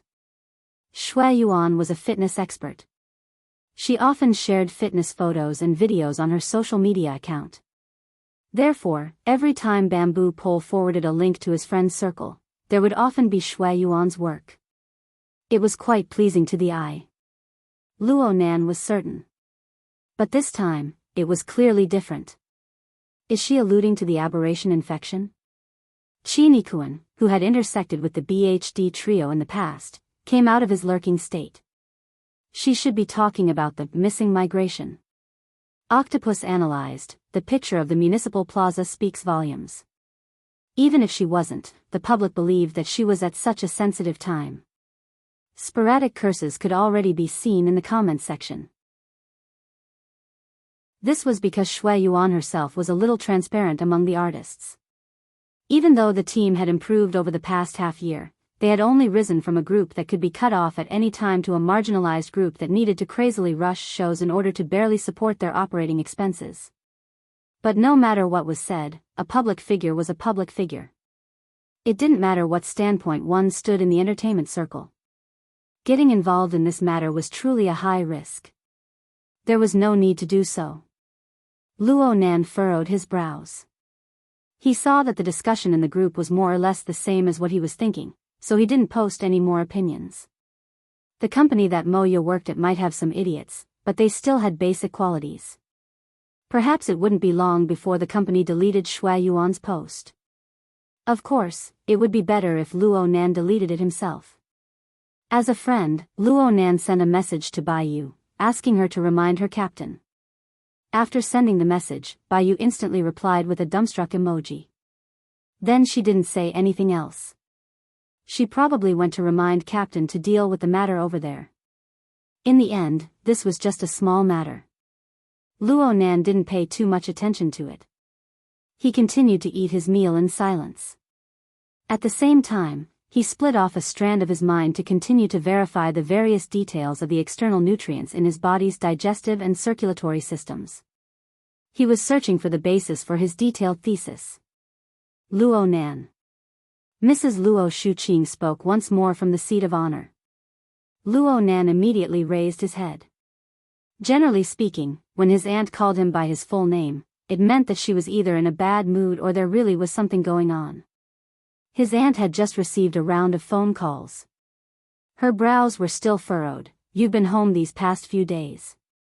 Won't you be delaying proper business? Mrs. Luo Shuqing's tone was quite calm. Proper business? The foundation you're talking about. It won't be delaying. Due to the recent rise in social authority of his entire family, the fact that Luo Nan was no longer a normal student, a normal person, could no longer be hidden from these close relatives of his small family. Luckily, Luo Nan's aunt's family had already passed the period of reaction to his current identity during these few days of seclusion. At least on the surface. Extraordinary ability user, gifted sensing master, specially hired expert of the Star Alliance Committee, member of the SCA's High Authority Group. These titles were all information that educated people of the present generation could understand. It was fine as long as they were equivalent to experts who enjoyed high-level allowances. As for the youngest extraordinary, the one-way tour guide who warped space and time, the card master who was a soul hunter, the human-shaped killing machine with global positioning. There was no need to waste time explaining these things that even the members of the inner world couldn't accept. At the same time, Luo Nan felt that it was very necessary to give his family some relatively normal information. The Luo Nan and his friends' foundation was among the normal ones. It was enough as long as his family had a bit of vigilance. They wouldn't be easily taken advantage of and bullied by the enemy. The true security system still needed the Xia City branch. Most importantly, Luo Nan himself had to seriously arrange it. As for the government's security measures of authority, it was nothing more than a formality. With these considerations in mind, Luo Nan was happy to use his duck-like voice to say a few more words. The foundation is still in the preparatory stage. We just held a thank you ceremony yesterday. The funds aren't a problem, but the personnel aren't in place yet. This was the speech Luo Nan had prepared for the outside world. It was just as effective when he used it on his family. It wasn't that he was intentionally hiding it. It was just that knowing this was enough for 99% of the people in this world.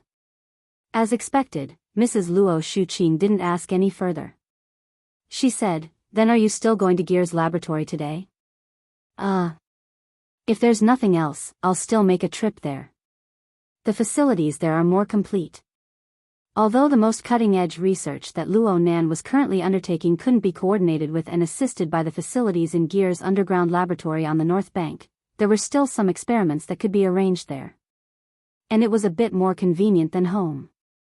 Having said this, Luo Nan cautiously asked, "Is there something you need?" Mrs. Luo Shuqing nodded. Moya just called. Their recording isn't going too smoothly.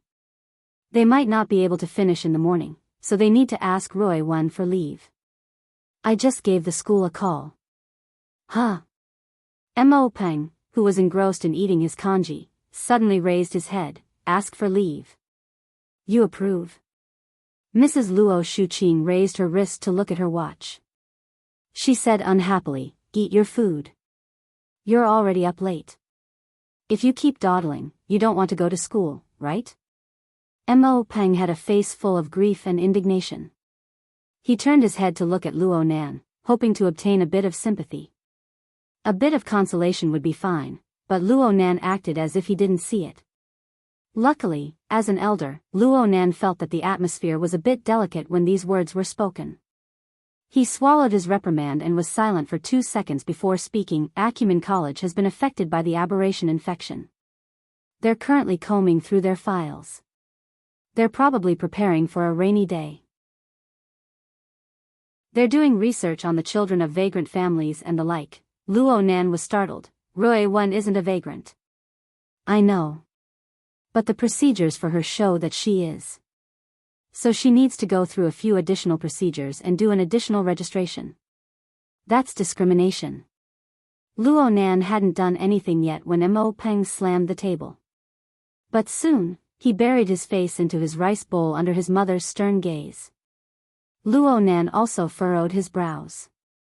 It appeared that this was another form of census. The household registration system was strict, and the thinking was relatively conservative in the region of Xia City. Doing these things conformed with the government's consistent logic.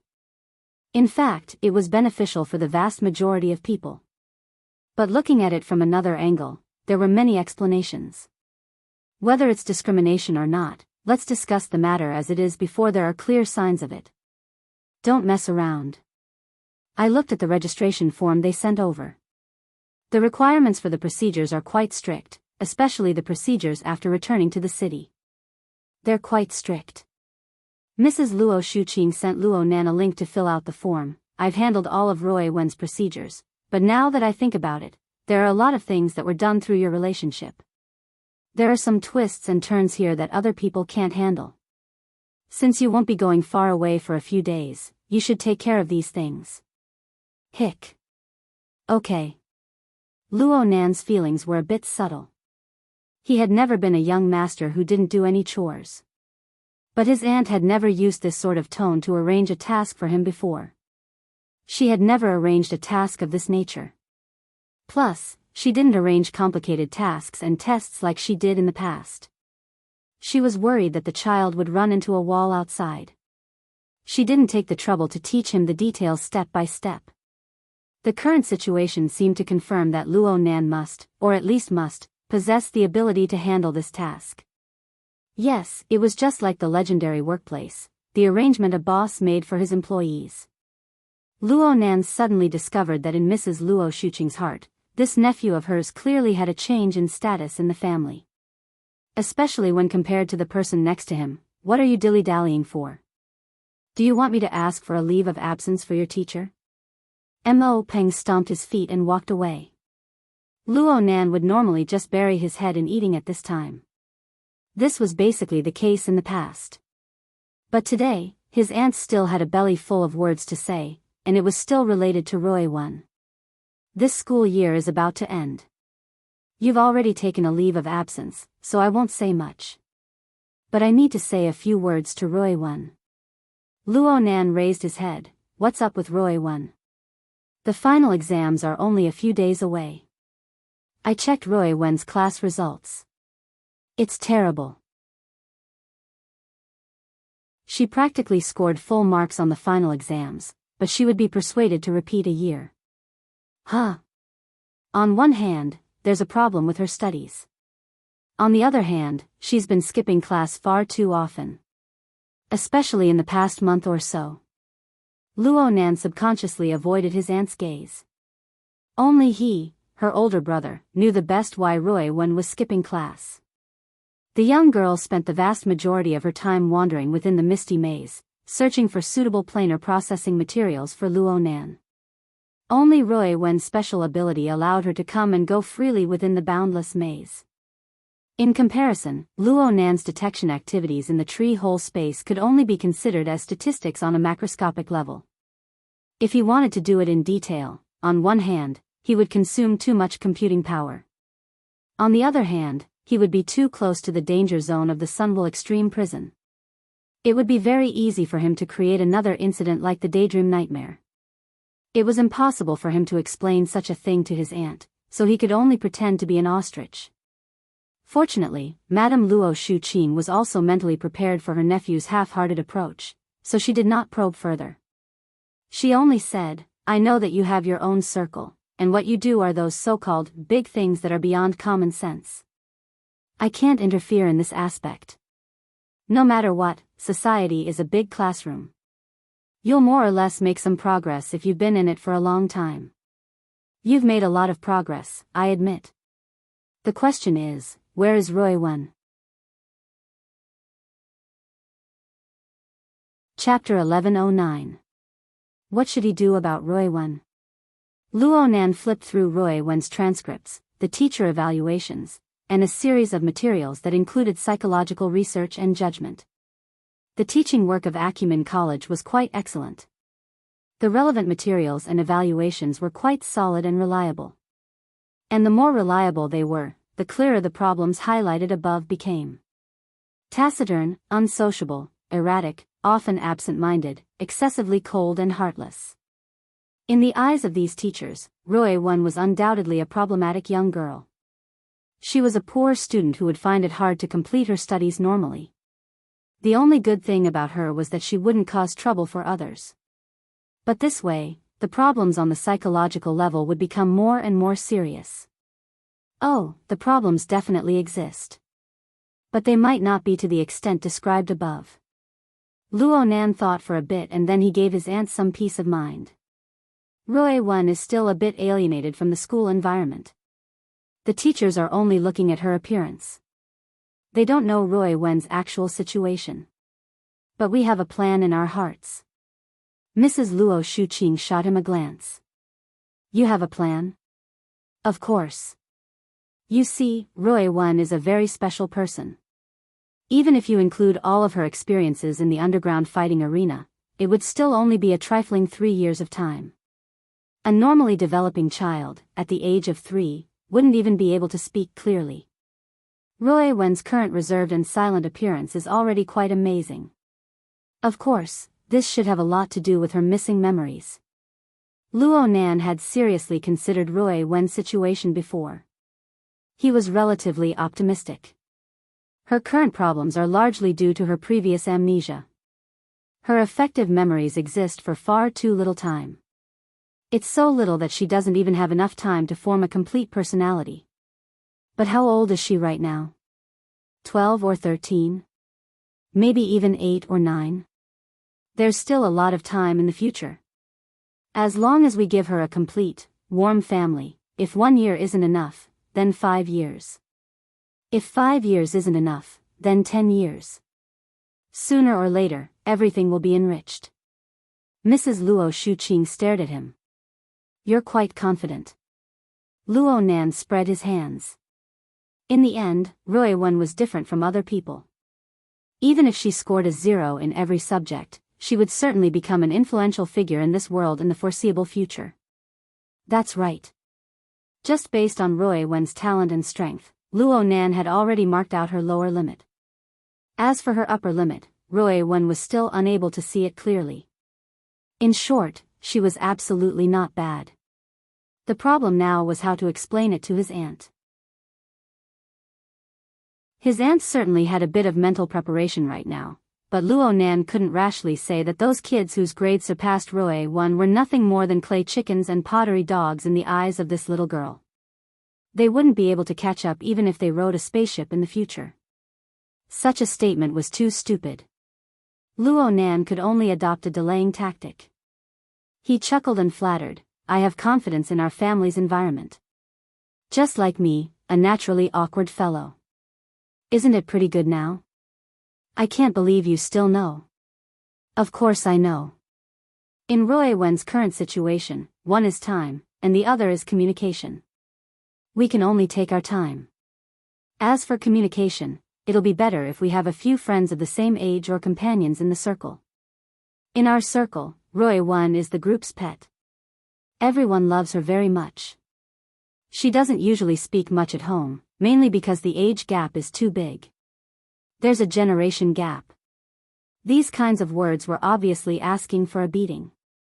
Mrs. Luo Shuqing smacked Luo Nan, but she wasn't really angry. She turned her head and consoled herself, Recently, Moya has brought her in and out of the recording studio. She seems to have gotten to know quite a few people. When I asked her when we got home, a few names popped out of her mouth. A few of them seemed to be young girls of the same age. But when I asked her to invite a few new friends over to our house as guests, she didn't follow up. Only now did Luo Nan know why his aunt was actually happy to see Roy when go to the recording studio. He laughed. "Aunt, you can't be too hasty in your actions. Why is it like a blind date? Roy Wen needs at least a decade or two to get married. You've been training outside, but your mouth is getting more and more oily." Mrs. Luo Shuqing still wanted to give Luo Nan another slap, but she didn't do it in the end. "Actually, I know that you and Roy Wen are both capable people. Capable people can eat no matter what. But in the end, the circle in which you two play around with your abilities is far too far away. Just like your father, mother, and grandfather. If they really could make a name for themselves in the wilderness, it would be fine if they didn't see anyone for a year or two, or even 8 to 10 years. But in the end, they came back in such a sorry state, and then left in such a hurry." Mrs. Luo Shuqing suddenly froze when she spoke to this point. She soon forced a laugh. There's no need to talk about these things right now. You're much stronger than your grandfather and father. At least they don't have the ability to ascend to the heavens like you do." Bah! Luo Nan didn't say anything this time, but he still got smacked in the head. He had an innocent expression on his face, but he already understood in his heart that his aunt's uneasiness originated from her lack of familiarity with the inner world. She didn't understand Luo Nan and Roy Wen's positions in the circle. Of course, if she really did understand, she would only be more worried. Luo Nan could only play dumb. He absolutely couldn't continue the conversation. "Don't worry. I'll take care of Roy Wen's matter today. I looked at the process just now. At most, I just need to make a trip to the orphanage, the civil affairs department, and the school. Speaking of which, Wei Wu and that little Ji who just came over from the orphanage are quite close to Roy Wen. You saw it all yesterday. I feel that Roy Wen looks at the two of them like she looks at the crow that often circles outside our window." Luo Nan was actually speechless. Luo Nan left the house early, bearing the pressure from his aunt. Okay, it was impossible for him to just run over to the administrative window to do the procedures. After all, he was a boss now. Okay, he was completely unfamiliar with the relevant procedures. Plus, he was still a minor. He wouldn't be able to do anything even if he went. Actually, he was just a second in command. Before he left the house, he had already passed the requirements for completing the procedures to Bamboo Pole. He Yuan used to do this sort of thing, but she was currently in a state of closed-door training.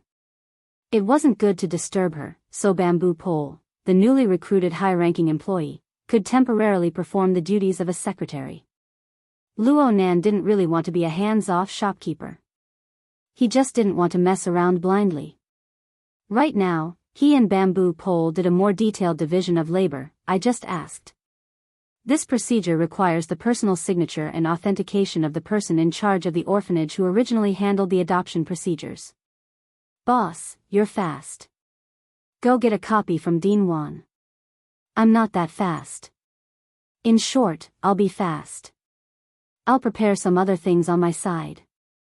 How about we meet up later? Okay, I'll get in touch later. Luo Nan arranged a time and place with Bamboo Pole, and then he strolled leisurely toward the Orchid Town's orphanage in the faraway Forest Wall district. Don't look at the one-way tour guide rumbling in the inner world right now. Luo Nan knew that he wasn't a genius like Roy Wen. A large amount of energy would inevitably be consumed in order to realize mid to long distance teleportation.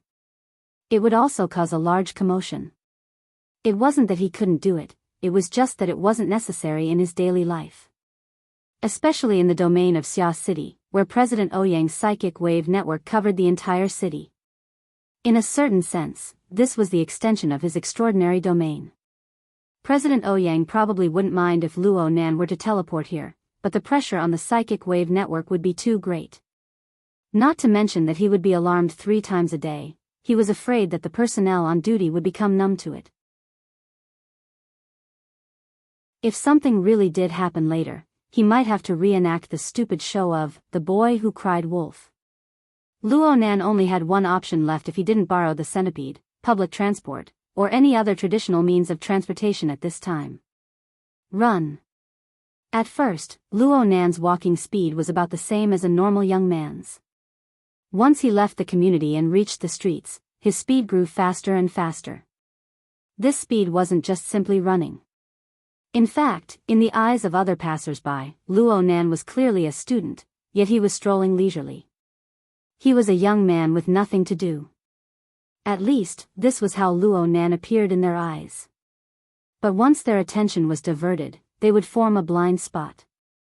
They would never see this idle young man again. Luo Nan would never appear in their field of vision a second time. Luo Nan moved within the blind spot of people's attention. He borrowed the buildings, the trees on the street, and other obstacles to avoid the surveillance cameras that were practically everywhere in the modern city. He gradually accelerated until he displayed a speed that exceeded the imagination of normal people. This was the city-fast stealth technique that Red Fox had imparted to him. Right now, Luo Nan might not be able to use it as skillfully and freely as Red Fox.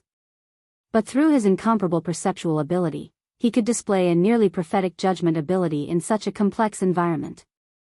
He could determine the limited number of points he needed to step on next, even though he was separated by a street block.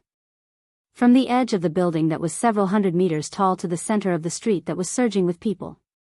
Perhaps this included the fire escape passageway of some office building. Due to the limitations of the surveillance system, there were only a few dozen points that could be used in a street that was several hundred meters long. And because of the movement of the stream of people, these points were still rapidly changing. Even with Luo Nan's current ability, he needed to go all out to speed along this special private highway. From his physical strength to his calculation power, he needed to mobilize and operate them all. He couldn't afford the slightest mistake. From Luo Nan's perspective, there was no more effective method of morning training than this. He urged his body and brain to move with all his might, slowly melting away his original limits. He formed a more detailed communication with the magnetic optical mica. Through a perspective that didn't belong to humans, he observed and analyzed these changes. He researched and even experimented with more possibilities for development. Luo Nan was even able to feel the control lines of the magnetic optical mica slicing up the structure of his body and soul. There was also a certain subtle magnetization effect. This made every second different from the last. Perhaps everyone was like this in essence, but people like Luo Nan, who possessed a distinct trend of optimization, were few and far in between. With this speed, I should be able to reach the orphanage in approximately 40 minutes. But after I reach the Western District, I'll switch to the 100-knot bug. It will actually be faster. Luo Nan calmly evaluated and chose his route. Right now, he was gliding from the middle section of an office building to an unmanned platform a few dozen meters away. And at this time, Bamboo Pole made a call. Let me add another piece of information. There are some procedures that require Roy 1 to personally verify. Fortunately, she doesn't need to personally be present. But some real-time communication is still necessary. She's with Emoya. I'm going to see if their recording is finished. Luo Nan landed safely. He took the opportunity to do a roll to eliminate the force of impact and reduce his speed to a normal level. He entered the building from the platform. He sat on the railing of the fire escape stairs and slid down like a slide. During this time, he made a call to Emoya. What's the situation on your side? She casually hasn't returned home for 10 days to half a month. What's the situation with her making a punitive expedition? It's not like I skipped home to participate in a music festival. What's the big deal with asking? After the brother and sister stabbed each other in the back, they both understood that the focal point of the issue was Roy 1. So Emoya sent Luo Nan a video. What the hell are you doing? The content of the video was a short few seconds. It was actually Clara, the little temptress with the constitution to attract disasters. She pulled Roy 1 along to face a mirror and teach her the wave action. That's right. It was the action that especially manifested flexibility, coordination, and of course, The Beauty of a Woman's Body. Luo Nan swore that he had only watched it no more than 5 times. He only turned his head to reply after he distinguished that Clara's electric eyes were fundamentally different from Rui Wen's ice-cold gaze. Didn't you guys go to record? Did you guys record in the dance studio? Pretty right? For the sake of correcting Rui Wen's gaze, we've been recording from the wee hours of the morning until now. Indeed. Luo Nan should be proud. Had he spontaneously grasped the crux of the problem? Actually, he came to a realization after Mo Ya's reminder. With Rui Wen's wooden and taciturn nature, her gaze actually wouldn't be that aggressive. There was even a hidden attraction to the opposite sex hidden behind the aggressive gaze. Even if it was displayed in coordination with the wave action, this was clearly the gaze that had been packaged and adjusted. As a conservative parent, this was the time to yell, "He's young, so he shouldn't learn well." But Luo Nan wasn't that kind of person. In fact, he turned his hand and sent this video to his group of friends. Then he asked Mo Ya, "Anything else?" The howling of wolves in the group of friends was transmitted over at nearly the same time as Mo Ya's next video. The video still showed Rui when learning to dance. Only this time, the entire BHD crew was on the stage. The 4 of them formed a group and stepped to the beat of the soundtrack. They danced explosively. Although it was explosively, it didn't reveal any legs or breasts. At most, it revealed a snow-white waist. But they were able to achieve coordination and synchronization.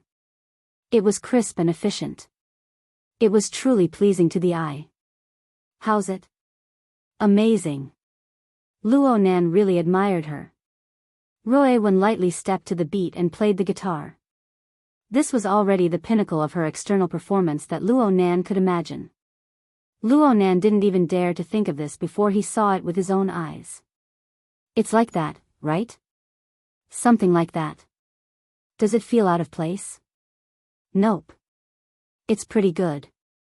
Luo Nan wasn't just being polite.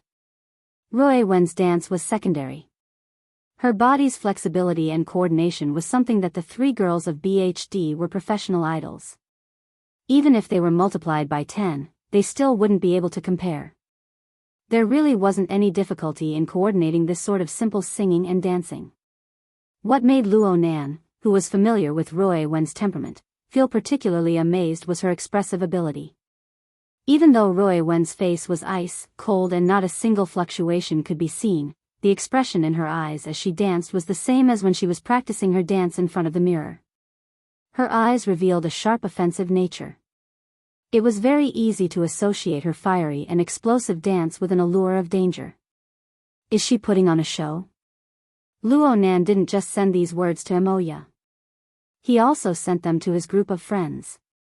Only after sending them did Luo Nan feel that this question was a bit out of the blue. But there were quite a few smart people in this world, and there were many by Luo Nan's side. Bamboo Pole, who had just been blasted out of the group, replied in an instant. He even took a screenshot of a moment where Rui Wen's chin was slightly raised. She looked down from high above with a gaze that seemed to be examining and disdainful. She's super expressive. An expert must have helped her adjust this gaze. Who taught her? Through Bamboo Pole's explanation, Luo Nan confirmed a step further that his conjecture wasn't wrong. In essence, Rui Wen was indeed a highly dangerous and aloof existence. But this danger and loftiness were hidden. They absolutely wouldn't be exposed so easily. So that gaze was a performance that had undergone an effective adjustment. Acting was a relatively high-level method of expression. If his aunt saw this scene, she should be quite relieved. Yep, Mo Ya might even be beaten to death. After a while, Mo Ya also replied, "See. Rui Wen definitely has talent." Luo Nan sighed from the bottom of his heart. I really didn't expect. Hold on. I nearly let you get away with it. You said you stayed up all night for the recording, but in the end you guys did this? It really is a BHD recording. But Rui Wen doesn't have a deep understanding of this sort of dynamic music. Wouldn't it be great to let them interact a bit? Like hell I'd believe you. Though he said this, Luo Nan admitted that this was indeed a very good start. Mrs. Luo Shuqing and Emoya, this mother and daughter pair, really did have a level in the area of educating and inspiring children. Even though they didn't really get along with each other. I'll send this to my aunt. Let her have some fun. Don't. I'm sending it. Luo Nan, you're dead for sure. Hee hee. Luo Nan turned his head to look at the second video after teasing her for a bit. Yep, it was pure admiration. But when he saw the tallest and most fit figure within the group of 4, his thoughts were evoked. He recalled the matter he had heard this morning. Hey, since you guys are together, do you know if the tweet about Shui Yuan has been deleted? Oh, that. It's already been taken care of. This matter is very complicated. Don't get involved. Since you said it's complicated, it seems like it really is. Of course. Speaking of which, in my impression, Shui Yuan should be the most worry-free. Why did you suddenly think of posting that? It's none of our business, but it's none of our business. Luo Nan was just about to ask a step further when someone tagged him in his friend group on the Hexa. Pay attention. Is there someone secretly taking a picture of that shadow in the mirror?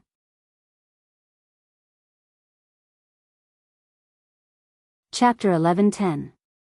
In other words, the same object was viewed by many people. There would always be some differences in perspective. Rui Wen's 2 videos sparked heated discussion in the friend group. The more people watched, the more details were dug out. The person who spoke was the professional bodyguard, Mr. Gouda. There was a large age gap between this retired soldier and the others in the group. He normally didn't speak much, but he was very sensitive to his profession. Later, he uploaded a video that had been intelligently edited. There was an eye-catching red circle circling the corner of the large mirror in the dance studio. There was a figure that wasn't all that clear, but it was real. The figure was hidden behind the half-open door. Clearly, Emoya had inadvertently recorded this fellow through the reflection of the mirror when she was filming this video. Luo Nan frowned. He turned around and sent the edited video to Emoya. Can you recognize who this fellow is? Is he from your company? Emoya replied a few seconds later, I can't really tell. Let me check. There should be surveillance cameras in the hallway. There really are some people in the company who send out internal videos in exchange for some cigarettes and alcohol money. Oh, it's also possible that he's an Saising fan. If he can enter the company, then he really does have remarkable abilities. An Saising fan. According to Luo Nan's limited knowledge, a small group like BHD didn't have any Saising fans in the entertainment industry. But when they did, they were often extreme characters. Of course, they wouldn't commit murder or arson. If they truly had strong evil intentions, Rui Wen would be the first to find out. Don't be careless. Let me know when you get the results. Luo Nan began to speed up once more. I'll go help Rui Wen with the procedures. What procedures? Luo Nan gave a simple explanation. Emoya chuckled on the other side, but she didn't say much. She casually sent Luo Nan a live video from the recording studio. From the video, it could be seen that whether it was Rui Wen or the BHD trio, their working conditions were quite good. Not a trace of exhaustion could be seen from their sleepless nights. Perhaps it was the dance exchange from before that made them all excited. Let it continue like this. Luo Nan restarted his morning exercise mode. Things went as he expected. After passing through the congested section of the city center, he rode the 100-knot bug and arrived at the Forest Wall district in less than half an hour. He saw the Lawn Town Welfare Institute hidden within the original mall. Luo Nan entered the entrance hall personally designed and built by Dean Wan and the children. He noticed that there were many unfamiliar faces in the rather modeled historical reception room to the side. Dean Wan glanced over from within the reception room. Luo Nan didn't say anything. He just pointed upstairs as a sign. He knew that the people in the living room all had serious expressions on their faces, but it was not a bad atmosphere of collecting debts, so there was no need to disturb them. The only thing that stood out was that Luo Nan saw. Di Weiwu was sitting upright in the room. Luo Nan could tell that he was having a hard time. Luo Nan had a few guesses when he saw this situation and thought of Bamboo Pole's report from this morning. He never thought that this wave of guests would be quite tactful. They took the initiative to say their farewells when they saw Luo Nan come over. Dean Wan didn't bother with pleasantries. He got up to see the guests out. Di Weiwu was the first to run out.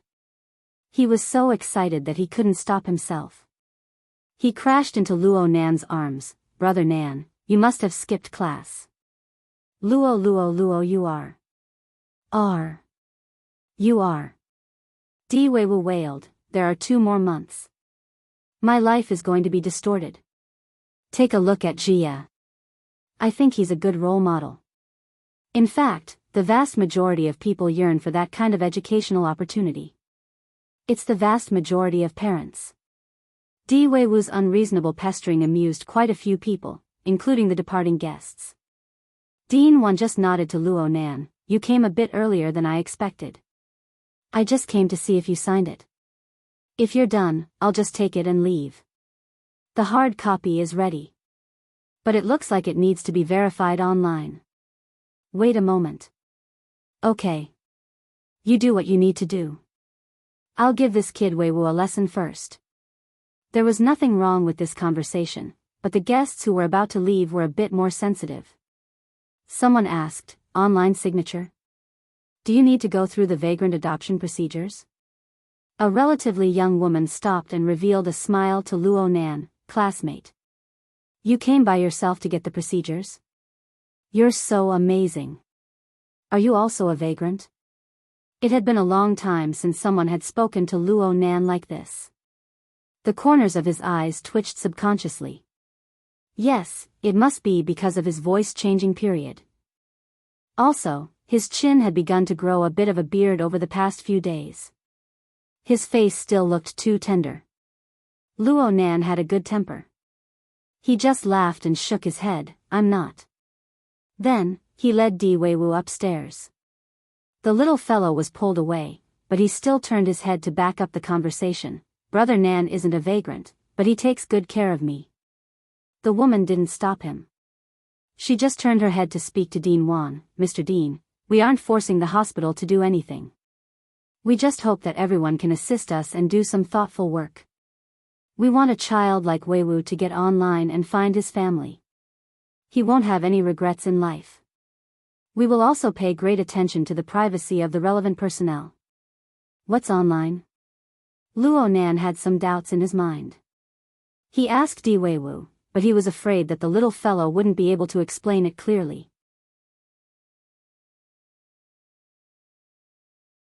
Don't doubt that I'm talking about whose city. They did some bad things in the past, and now they're rebounding quite fiercely. From what I remember, it seems like that branch president is quite close to headquarters. As for what his name was, Luo Nan really couldn't think of it for the time being. Gao Wenfu. Red Fox suddenly popped up. It was a simple reply, but it sounded like he was chewing on ice shards. "Is he your enemy?" Papercut followed closely and asked in passing. "I don't have the qualifications to become enemies with him. Otherwise, I wouldn't have made it to Xia City alive." Red Fox spoke calmly. "However, this person is undoubtedly the leader of whose city. He has thousands upon thousands of disciples, and disciples. His influence radiates far and wide. He might have clashed with him that time." "I understand." Luo Nan thought for a moment. He didn't have a deep impression of this person. Red Fox must have participated in the summit that day, but he didn't sit in the core circle. Octopus suddenly had a strange thought. They all have the surname Gao. Celestial Master Gao and Brother Gauda, are you related to them? They're out of my league. Gauda's answer was very simple. Dean Wan had already sent off the guests at this time. He came up to help Luo Nan complete the signing and authentication procedures. Though it was complicated, it didn't take much time. Luo Nan took the opportunity to ask about the origins of the guests. Sure enough, they came from the vagrant camp in the Trigate district. They even specially hired a very famous social activist. She was the woman who had asked the question. It looks like this demonstration won't stop anytime soon. They can't be going door to check the vagrants who have entered the adoption process, right?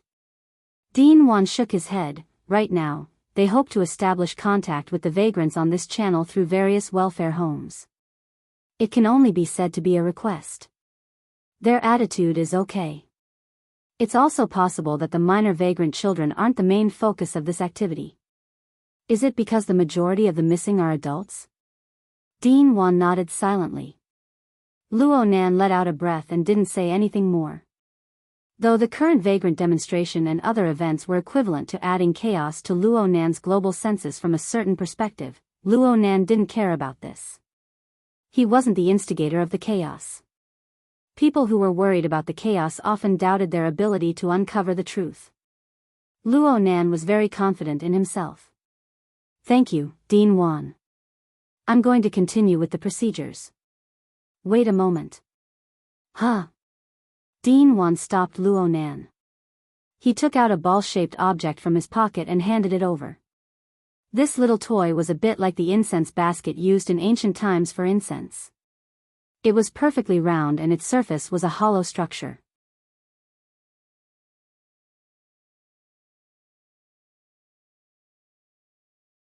Chapter 11:11. Dean Wan thought for a moment. Let's call it the seismograph for now. Huh. Thanks to you, I was able to make a trip to the 70-format laboratory. I more or less gained something. This was the truth. However, Luo Nan rarely talked about this information with Dean Wan. He just had a tacit understanding in his heart. Suddenly speaking of this aroused Luo Nan's curiosity. I've never asked, Dean. Have you found the source of the divine revelation? I haven't. Dean Wan never denied that his extraordinary power and knowledge came from the divine revelation he experienced in the wilderness. He had been diligently seeking these past few years, hoping to find the true source of all this. Unfortunately, he didn't succeed this time. Dean Wan himself was quite calm. Order doesn't equal smoothness. Perhaps it's just a confirmation of our current ignorance. Dean Wan's words were sometimes even more awkward than Luo Nan's. However, Luo Nan had a conjecture regarding his understanding of the God's revelation. The core of the grassroots organization of the order of creation that Dean Wan had created had far too many similarities with the school of creation that Luo Nan had come into contact with at the relay station. If the worn-out spaceship outside of the Sunwell prison was added to the traces of information projected to Earth's spacetime, Luo Nan couldn't help but suspect that Dean Wan's divine revelation overlapped with the research direction and target of his own family to a considerable degree. However, he couldn't divulge this conjectural information for the time being. It was very likely that Dean Wan had already sensed it. Yes, this was tacit understanding. Dean Wan explained the design of the seismograph. My experience in the laboratory gave me some inspiration and stimulation. You know, it's unavoidable to feel that the space-time environment we are in right now isn't particularly stable. Luo Nan went, Then he laughed. Dean Wan continued, after returning to Xia City, that feeling lingered around me. I don't know if it's real or just my imagination, so I made this thing, hoping to verify it. It's mainly based on what I've seen and heard in the laboratory, and with reference to the environment on both sides, I made a sensor device. Of course, I'm still lacking a layer. There are many parameters that I can't fill in. If possible, you can try to complete it. Though Dean Wan's explanation was not clear and direct, Luo Nan still understood. This should be a part of Dean Wan's experience after coming into close contact with the Misty Labyrinth. Dean Wan used the creation technique he was most proficient in to form a tangible object. Without a doubt, this was a good opportunity to observe and understand the Misty Labyrinth from a different angle. Of course, Luo Nan accepted. I'll go back and study it. I'll go back and do some research. The two of them did not exchange any pleasantries. Both of them were pure researchers, and most of their communication was through the products under their hands. Luo Nan tossed the seismograph up and down. The reason why it was called this was because Dean Wan was quite certain of the relationship between the Misty Labyrinth and the Earth's local spacetime. At this moment, Luo Nan involuntarily thought back to the series of research that Peony and the others had done in Spring City some time ago. There was also the poetic metaphor of the wheel that ran over time and space. Alright, I have to admit that there are many capable people in this world. By the time Luo Nan and Bamboo Pole met up in front of the SCA office building in Xia City, it was already around 11 o'clock in the morning. By this time, they could go to the government department to go through the normal procedures.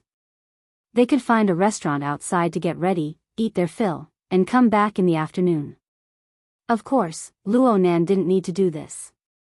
By the time he arrived, his temporary secretary, Bamboo Pole, had already straightened out the procedures and people on this side. What Luo Nan needed to do wasn't just simple procedures. He needed to make further adjustments. Boss, you should have some sense of privilege. Bamboo Pole, who had just finished a round in the building, naturally pushed the problem of his busy morning to his boss, who had provided him with a generous reward. You should know that your entire family is a member of the SCA's high-level authority group. When it comes to the protection of identity information, there is a corresponding clause. In fact, when you were asked to go through the procedures this time, you could totally slap the relevant personnel in the face and question him, why was our household registration information leaked? Bamboo Pole had ample talent for acting.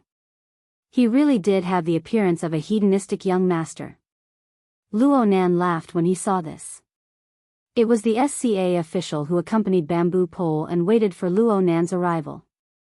His expression was hard to describe. Luo Nan also knew this person. He was Deputy Chief Hu of the Xia City branch of the SCA. Last year, Rui Wen's identity was verified by him. This time, he was the one who came forward to receive her. His intentions were very obvious. In the end, he was a colleague of his uncle. He seemed to be someone who knew He Yuan. Luo Nan spoke softly. If you want to slap me. I have an SCA employee at home, but he's the only one who would slap me. Plus, this matter was mainly because too much information was leaked to the school. Rui Wen's identity as a vagrant was a cover. She never thought of hiding it from others. Bamboo Pole nodded. But I still suggest that after this matter, the measures to protect identity information must be strengthened. Perhaps this little trick will be completely useless against a true adversary, but at the very least, it won't be a waste of time for inexplicable reasons. You're right. Chief Hu, I'll have to trouble you from now on. No trouble at all. I'm ashamed to say this, but our service really isn't up to standard. Deputy Chief Hu's attitude was even more humble than the last time they met. He led the two inside. Luo Nan didn't actually need to personally handle the specific procedures. Luo Nan had already given the SCA and the government system of Xia City a gargantuan amount of face by sending over Dean Wan's personal verification. Under Bamboo Pole's mediation, what Luo Nan needed to do right now was basically to negotiate and question.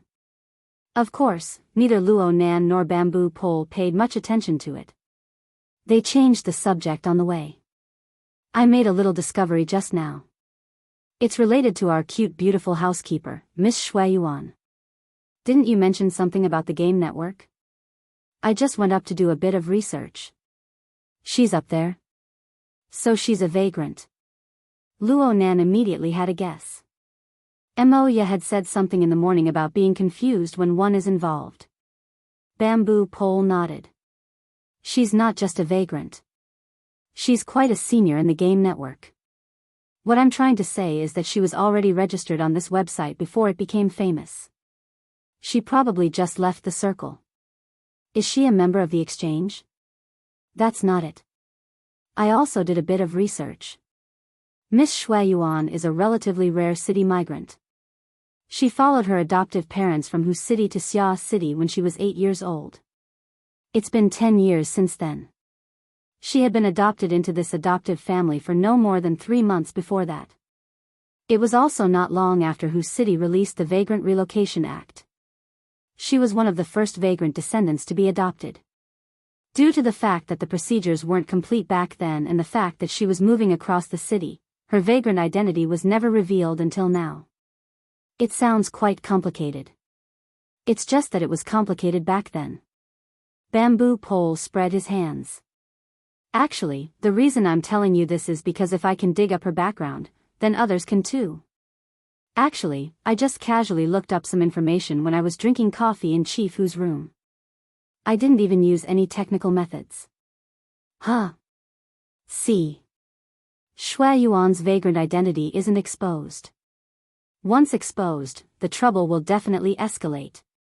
Bamboo Pole's judgment was still ringing in Luo Nan's ears when something happened over at BHD.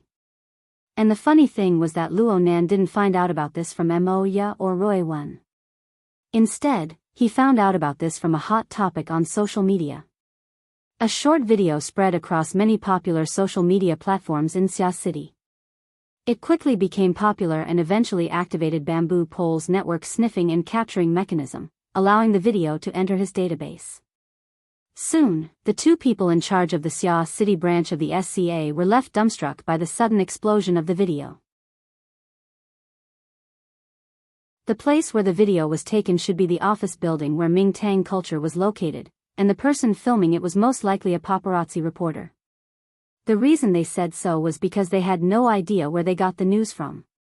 They blocked the elevator entrance and accurately captured the BHD team. From the video, it could be seen that the paparazzi were clearly heading for Shui Yuan. Their mouths were full of words like vagrant, protest, mutant infection, quarantine policy, and other words that had nothing to do with the entertainment industry. The questions they asked weren't up to par. They just picked out the most exciting things to say. Look at the trio from BHD, especially Shui Yuan's reaction. What kind of reaction could she have? The trio from BHD, who had just made some progress from being an amateur, had never seen such a spectacle before. Their beautiful faces turned pale for a time. They retreated and were completely blocked inside the elevator. But in the next moment, the people at the very front of the crowded elevator entrance all lost their balance for some unknown reason. Some fell forward, some fell backward, and a large number of people fell. And on top of the bodies that fell all over the floor was Roy Wen. It was without a doubt Roy Wen. It was unknown when she arrived at the front.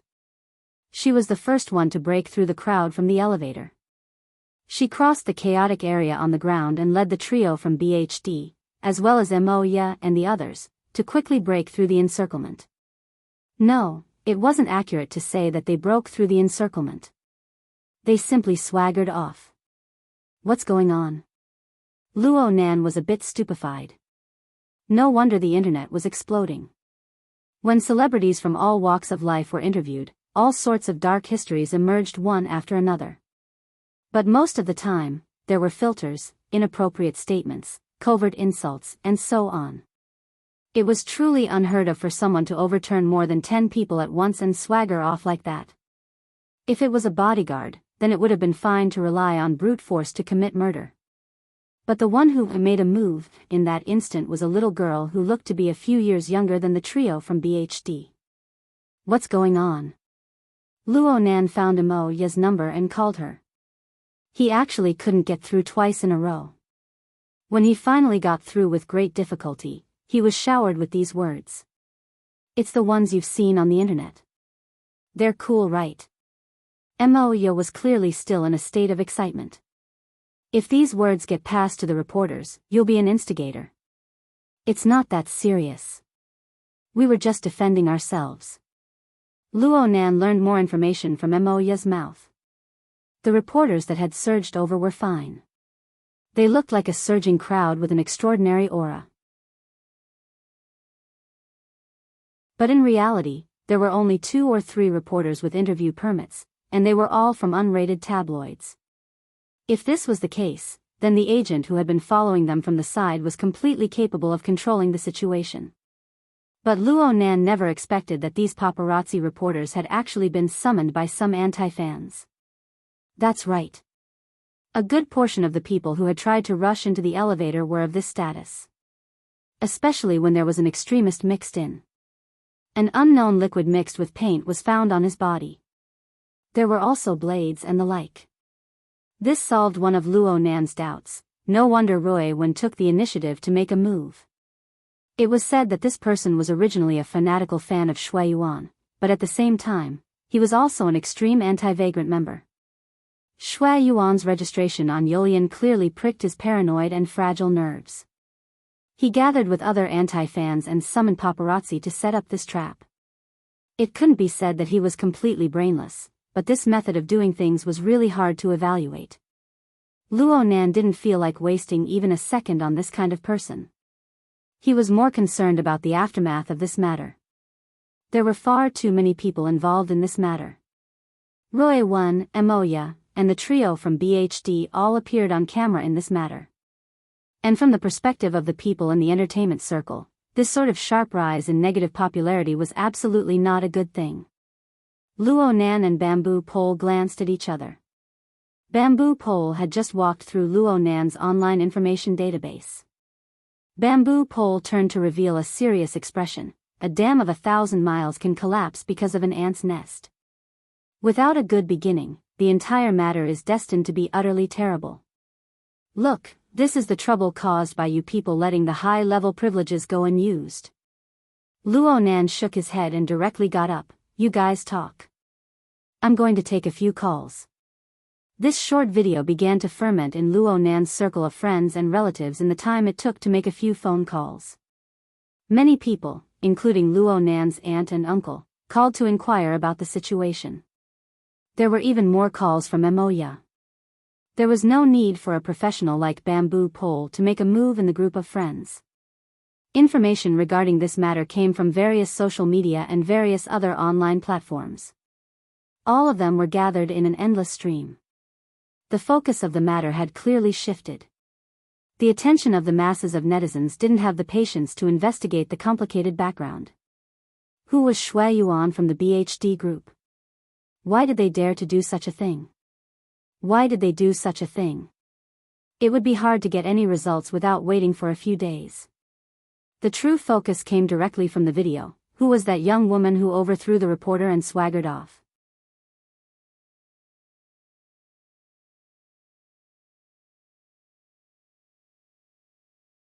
Chapter 11-12. Is this a publicity stunt? The amount of information about the demon-eyed woman on the internet had been fluctuating, but it maintained a certain level of popularity and did not stop for a few days. As a result, Zhang Yingying, who had been concentrating on the godson raising technique, couldn't help but wonder and sigh when she handed in her homework. Don't you have a limit? This isn't normal. The general public would only find it abnormal if there's a restriction, right? Zhang Yingying was quick-witted and immediately grasped the key point. You're letting this go? It's just tacitly allowing some people to add fuel to the fire. Understood. Protect that long-legged snow garden and divert the public's attention. No wonder Mingtang Culture's statement was so vague. That makes sense. Otherwise, you guys might as well just leave the SCA's high-clearance group. It's useless. Speaking of which, you guys are throwing Roy Wen out to attract firepower. It's alright. The comments online about Roy Wen are relatively neutral. We've also asked for her opinion. Roy Wen doesn't really care about such things. Instead, she's been practicing with Shui Yuan and the others for a longer period of time. In reality, this wasn't a big deal. The storms of the secular world couldn't affect them at all. At least, a considerable number of people thought so, including Zhang Yingying. The problem was, it wasn't just the secular world. The news had also caused ripples in the inner world. It had only been a little over half a year since the big incident of Miss 2 out of 1,000. She could have become a world-class tycoon in a single leap, but in the end, she had fallen into the so-called trap of opportunity of an extraordinary. This incident was still fresh in many people's minds. Needless to say, Luo Nan was one of the main characters of this incident. He was currently setting off a tsunami of impact in the world. The combination of legend and gossip was so perfect that it was hard not to attract people's attention. You have to pay attention. I heard from the boss that the Starry Sky Club has already received several rounds of inquiries regarding Roy Wen. They're using the same old trick of 2 out of 1,000. They're probing and provoking. Yes, I know. They want to bind Raven to the value of the deep blue world, as a key to open the door. Well, actually, I'm a key too. Luo Nan began grading Zhang Yingying's homework. He wasn't interested in this matter. In fact, he received the news earlier than Zhang Yingying. After all, he was a member of the Starry Sky Club in name. Key? Ah, I understand. Zhang Yingying sighed. What an annoying label. It's all over your head. Right now, there are many people, and it's not just those from the deep blue world, who are trying to stick labels on Luo Nan. This isn't completely intentional. They are facing an object that they are temporarily unable to understand, and they are unwilling to pay the cost of time. Sticking labels and making definitions is the most worry-saving. The problem is that there are people taking advantage of this trend to add fuel to the fire. This is quite troublesome. What was even more troublesome was that these messy labels, if they had a unified prefix or suffix, they would eventually be locked to something like keys. It would be useless to tear them off later. For example, the key to crack the new plane.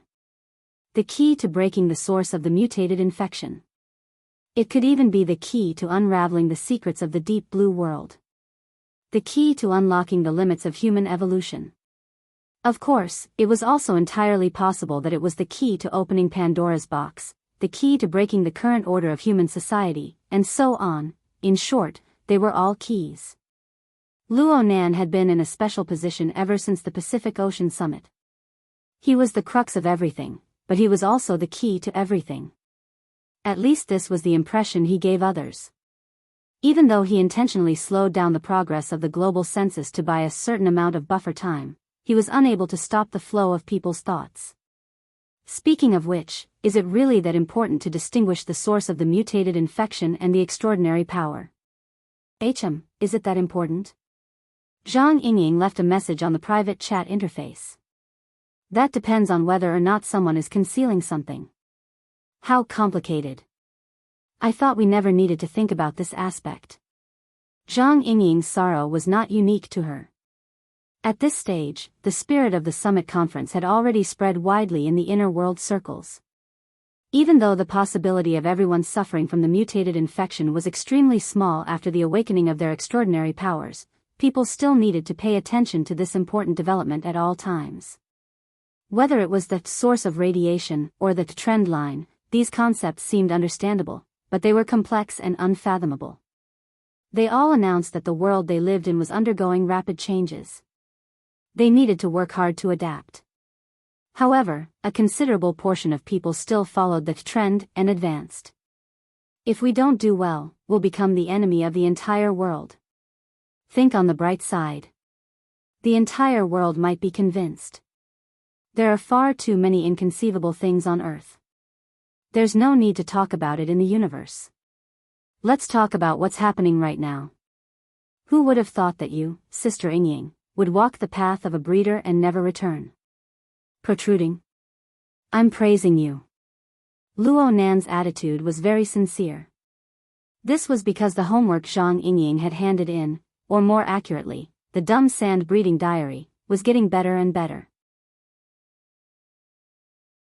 She was already quite clear about the special aggregation mode of dumb sand, which seemed to be an accumulation of sand. She even began to suspect that this aggregation mode was a reflection of some sort of external structural state. That's right. Dumb sand was highly related to the magneto-optical mica. Though the magneto-optical mica was rapidly growing in the past few days, and the disturbances it brought to dumb sand were a bit too frequent, Zhang Yingying was able to capture this abnormality under the premise that she was severely lacking in information. She was able to form an accurate judgment. This was quite amazing. And in today's homework, Zhang Yingying had even begun to consider searching for other order fulcrums for dumb sand to serve as backup. She wanted to volunteer herself. In fact, this was very much in line with the idea of the fantasy schools, artificial fantasy breeds, to transfer control, the kind that went straight to the core. I have to say, Sister Yingying, you really have an extraordinary acuity in this field. Just say it's talent. Yes, it is indeed a talent. In the domain of configuration and superconfiguration, talent was also very important. According to Luo Nan's understanding of the situation, there were some people who were very good at mathematical logic and derivations.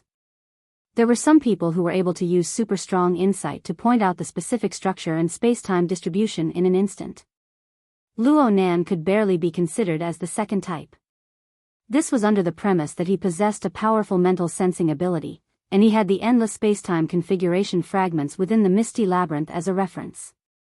To be honest, it was the selection and analysis of a large amount of valid data, and it was forcefully fed. Zhang Yingying, on the other hand, did not have a strong foundation and conditions like him. Under such circumstances, she was able to repeatedly grasp the key parts of the dumb sand's growth process, had her own ideas, and effectively form a positive interaction with the dumb sand while still lacking a lot of knowledge. Other than talent, there was no other explanation.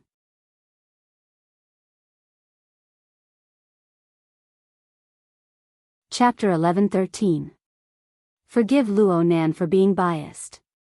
From his perspective, White Rainbow was an innate ability that had yet to push Zhang Yingying to B rank. There was no way it could be mentioned in the same breath as her outstanding talent in configuration and superconfiguration. Did Her Majesty Empress Wu make an error in judgment? Similar thoughts surged into his mind once more. Luo Nan did not use the fact that Earth lacked configuration before he came into being, especially the theory of superconfiguration.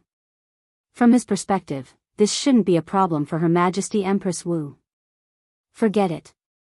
I don't think. Luo Nan had already graded Zhang Yingying's homework and discussed a few specific details. In the end, he asked, "Do you want me to open up an experimental area for you in the Bloodwill Rings fortress?" Huh.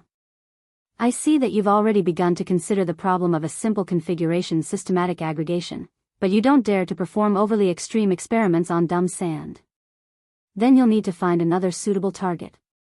Zhang Yingying used exclamation marks to express her emotions. Are you going to use the people of the branch as lab rats? Are you going to bring the Bloodwill Rings fortress to life? Just from this question alone, it could be seen that Zhang Yingying had a plan in mind. She had captured Luo Nan's train of thought. It shouldn't be too difficult to use the Bloodwill Ring as a basic unit to create a simple consciousness system. After all, the structure of the Bloodwill Ring is simple, and the investment in soul strength is limited. There won't be any problems. Luo Nan was certain in his mind. Right now, the fortress has more of a creation component. The flavor of fantasy is too light, and it's a relatively shallow application. It's a bit of a waste of resources. Also, it's easier to filter out people like you, Sister Yingying, who possess the gift of configuration and superconfiguration. The chances of this are small, but there's no way to go wrong with this. Do what you want. Zhang Yingying decisively gave up on her plans to investigate further. In this domain, Luo Nan was the authority of authority. Yes, wrong. In this domain, he was the only authority on Earth. No one could compare to him.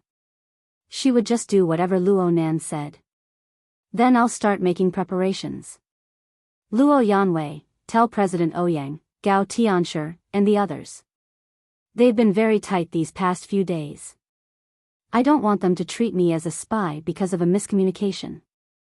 There were quite a few ability users in Xia City, especially those with fleshly bodies. It was better to use the psychic wave network to construct the Ring of Bloodwill.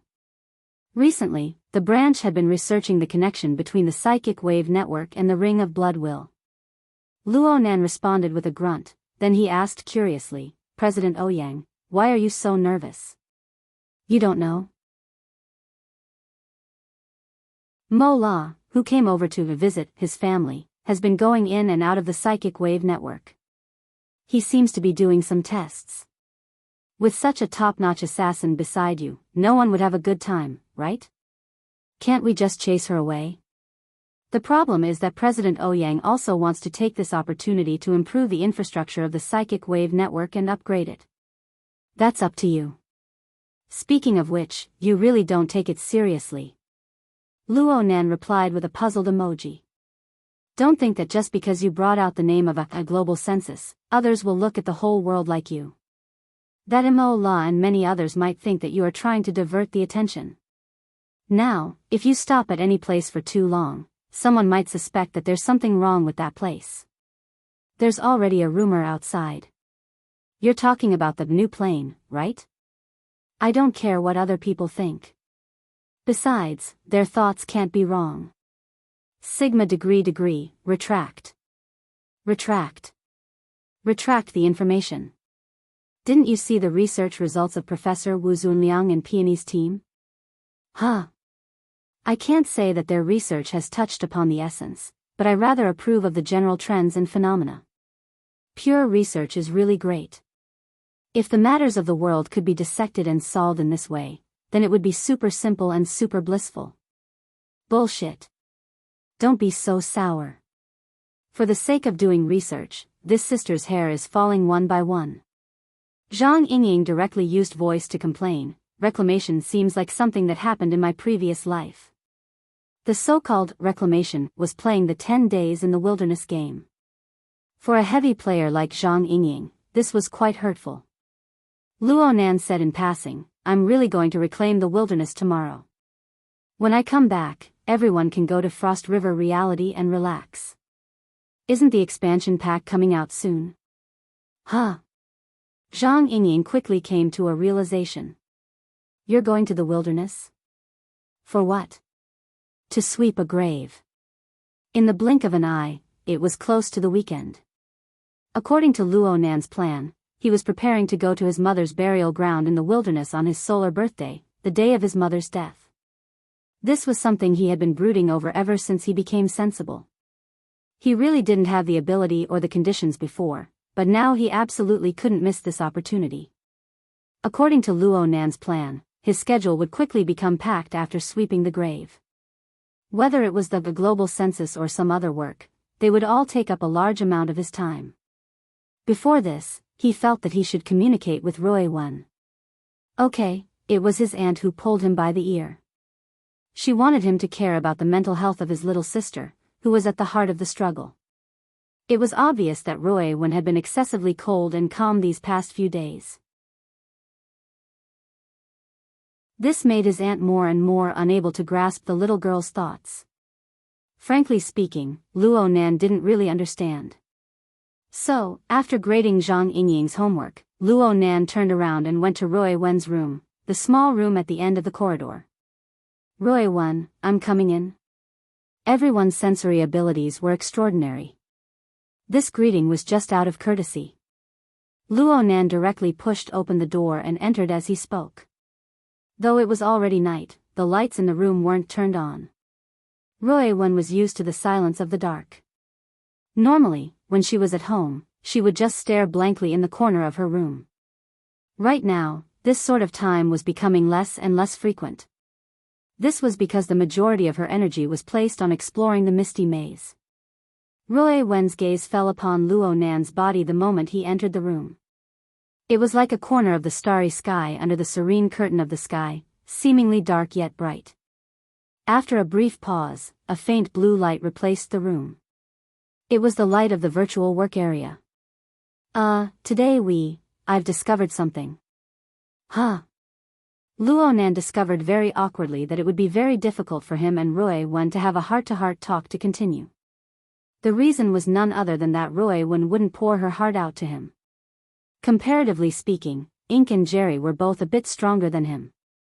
In his memories, Roy Wen's long sentences, especially those that were idle chatter and lacked a purpose, often appeared in her conversations with these two inhumans. On Luo Nan's side, her recent focus was completely placed on the exploration of the usable domain and plane fragments within the misty maze. What was displayed at the exit just now, as well as what was displayed in the virtual work area, were the reports of the exploration results.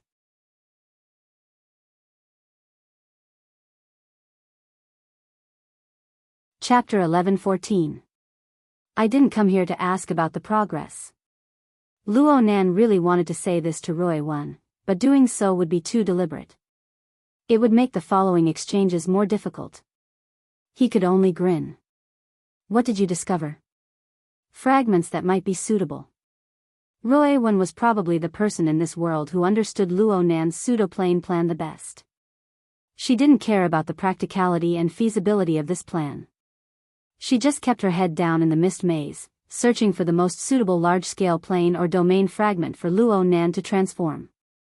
In fact, the information about the existence of large-scale fragments within the mist maze was provided by Ruowen in the first place. The mist maze was a fragmented world. Even the concept of a world wasn't accurate enough. It simply didn't possess the structure to bear material substance. According to Luo Nan's conjectures, it was extremely likely that it was the remnant of one or even several previous worlds that had been completely crushed by a terrifying power. Only the lowest level of law fragments were left behind. These were originally untouchable. At the very least, it was impossible for Luo Nan to come into contact with them with his perceptual abilities back then. The reason why an environment like the mist maze was formed was most likely because it was connected to the space and time of Earth. It was infected by the space and time here. Perhaps it was also coupled with the powerful radiation of Sun Will Hell to complete the outer shell seal. Only then was there the scene of haze and sandstorm that could appear before Luo Nan and others. Luo Nan had already caught a glimpse of these possibilities after cultivating the magnetite mica jellyfish and borrowing its special clairvoyance mode. However, he still needed to utilize his own visualization and configuration construction abilities of the large coordinate system to move within the mist maze. He needed to open a path in the mountains and build a bridge in the rivers. This kind of mode was bound to have great limitations. Or perhaps it could be said, the mist maze only displayed Luo Nan's appearance as an existence.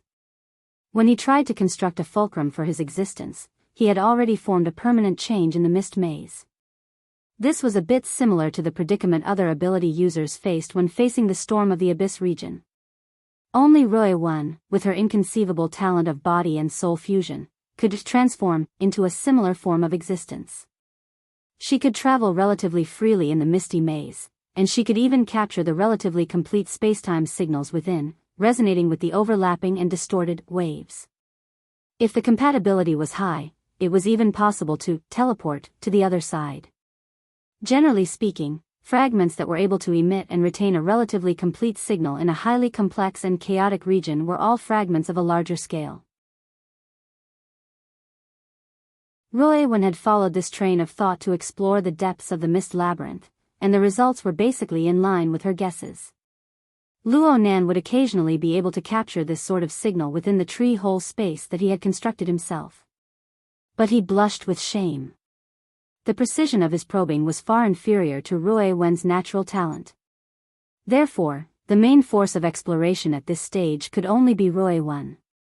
Frankly speaking, the process of Ruowen's perception, resonance, matching, and even teleportation was hard for Luo Nan to understand with his current level of understanding. He only knew that there were certainly risks involved. Ruowen would suffer minor injuries from time to time during the exploration process. It seemed that the degree of matching and resonance wasn't enough, and the forceful teleportation was the result. For this reason, Luo Nan gave orders to Ruowen, telling her to avoid impatience. At the same time, Luo Nan treasured the results of Ruowen's exploration very much. Every time, he would thoroughly research and completely deny the feasibility of the modifications. Only then would he stop. Today's sigh. Let's take a look first. Ruowen gradually changed her method of communication due to her relatively poor ability to express herself. She no longer reported verbally. Instead, she used the notes she had prepared beforehand. It was very clear that Ruowen had absorbed Luo Nan's note-taking methods in recent times. The presence of graphics far exceeded that of words within the contents of the notes. It was just that Ruowen's note-taking abilities were built upon Luo Nan's solid foundation in sketching. Ruowen's notes looked much more simple and unadorned. All right. If Luo Nan didn't have a relatively complete understanding of the terrain of the misty labyrinth, it really wouldn't have been an easy matter to understand. Luo Nan scratched his head. He temporarily pushed aside the idea of how to communicate with Ruowen. He did his best to translate the information that Ruowen was trying to reveal from the concise graphics. You've made progress in drawing. Luo Nan first gave a word of praise. This wasn't a false statement. Roy Wen really had begun to feel a bit like drawing. At the very least, there was a set pattern. It was just that the structural model of the work area was a bit too simple. Also, why did the virtual work area lag one after another? This caused the graphics that Roy Wen drew to look a bit awkward. Hold on. This was an animation. Luo Nan captured the continuous changes in the graphics during the lag process.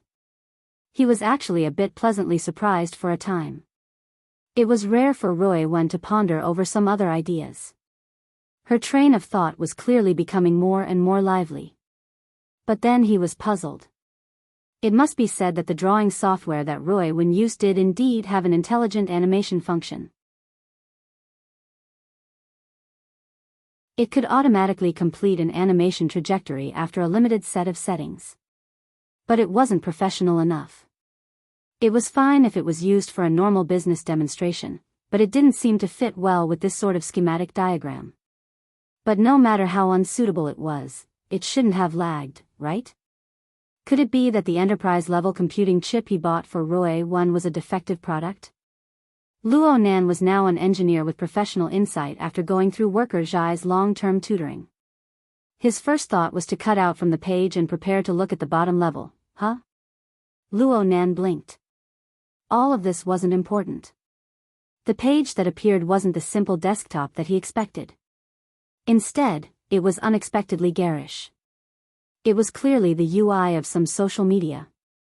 To be more specific, it was a discussion area under a certain topic.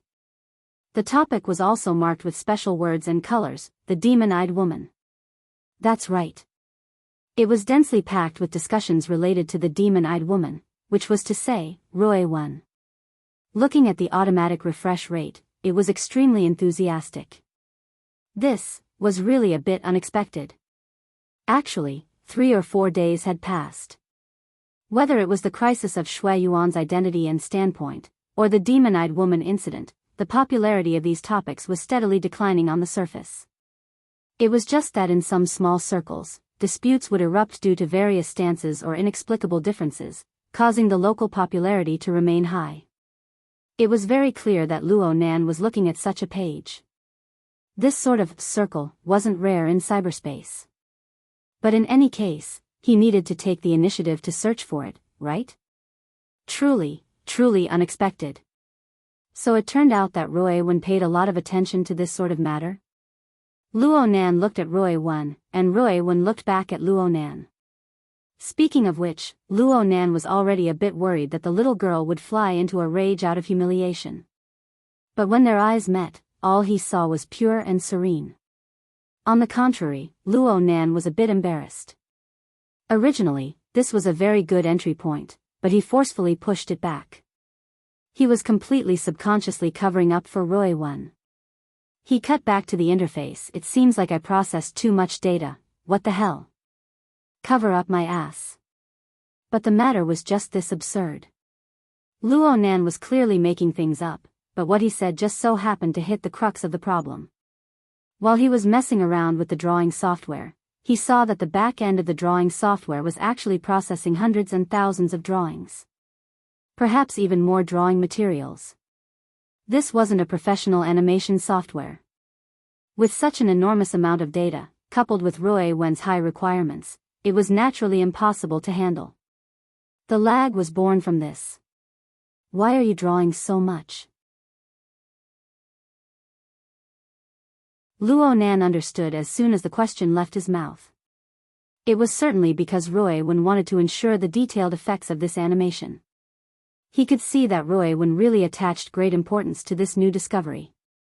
I'll download a professional software for you later. Hick. Instead of messing around with the software, it's better to go check it out on the spot. Roy Wen nodded, then she stood up. No. Not now. There's no rush. Luo Nan finally recovered. He knew that if he were to return to the topic of the Misty Maze and continue the conversation, then the preset brother and sister night talk would basically fall apart. He took the initiative to press the pause button. Let's study this matter in detail tomorrow. Tomorrow was Friday. Was he going to let Roiwen skip class? Small matter. Small matter. Luo Nan decisively bypassed this obstacle. He truly brought out the words he had already figured out. Oh Roiwen, have you been running back and forth these past 2 days? Have you been too tired? Roiwen shook her head and responded softly, I haven't. Then that's good. Luo Nan wanted to speak the following words, but he forcibly choked them off, making it hard for him to continue. This was because he suddenly came to a realization. He had just seen a new situation from Roiwen that he had never seen before. He had never even thought of this new situation. He had prepared a plan for a heart-to-heart conversation, but now it was all for naught. At this sensitive time, the words spoken were like spilled water. It would be hard to take them back. Before this, Luo Nan really didn't think that Roiwen had any psychological problems. At least, he didn't think that his aunt would be worried about her. But right now, he really couldn't grasp it. He wanted to play it safe. At the very least, he wanted to discuss it with his aunt, who had rich experience in educating others. He also wanted to observe her a bit more. And so, Luo Nan could only start strong and finish weak. He said a few words of nonsense about striking a balance between work and rest and left in a hurry. Luo Nan was a bit at a loss after leaving the door. Going to find his aunt right now seemed to be a bit of an overreaction. Then, he simply gave Moya a call. But the one who answered the phone was the manager of the Mountain Creek Band, the chubby Sister Meng. Mr. Luo? Moya and the others are performing. They transferred their signal to me. Is there something you need? Oh, I forgot. It's nothing. It's nothing. Only now did Luo Nan remember that Moya wasn't home tonight. She had a performance assignment. Luo Nan hung up the phone and stared blankly for a moment. He hesitated for a moment, but he focused his mental senses on Roiwen. From his perspective, this wasn't a big deal. He didn't do this in the past because he wanted to protect his privacy. He didn't want to make things awkward for Roiwen with her own outstanding perceptual abilities. But now, through the special clairvoyance mode of the magnetic photon mica jellyfish, he shouldn't be able to sense it, right? Roiwen shouldn't care even if she did sense it. Well, she wouldn't. Luo Nan cast his gaze over after completing the relevant mental preparations. Roiwen was still sitting in the corner of the pitch-black room. She maintained the same posture as before, but her eyes were closed. The virtual work area was off. That's right. She didn't need to display it, so of course there was no need to keep it on. The problem was that Luo Nan had no way of knowing whether or not Roiwen was resting with her eyes closed, or whether or not she was surfing the web through her retina projection. Luo Nan stared at her for a long time. He wasn't sure whether or not he had been discovered by Roiwen. In any case, he hadn't discovered anything. This didn't give him any comfort. Instead, he felt his head swell. The problem was complicated. You're tuning into the Dreamy Love Stories YouTube channel. Don't forget to subscribe and join us on this journey to catch the most captivating stories.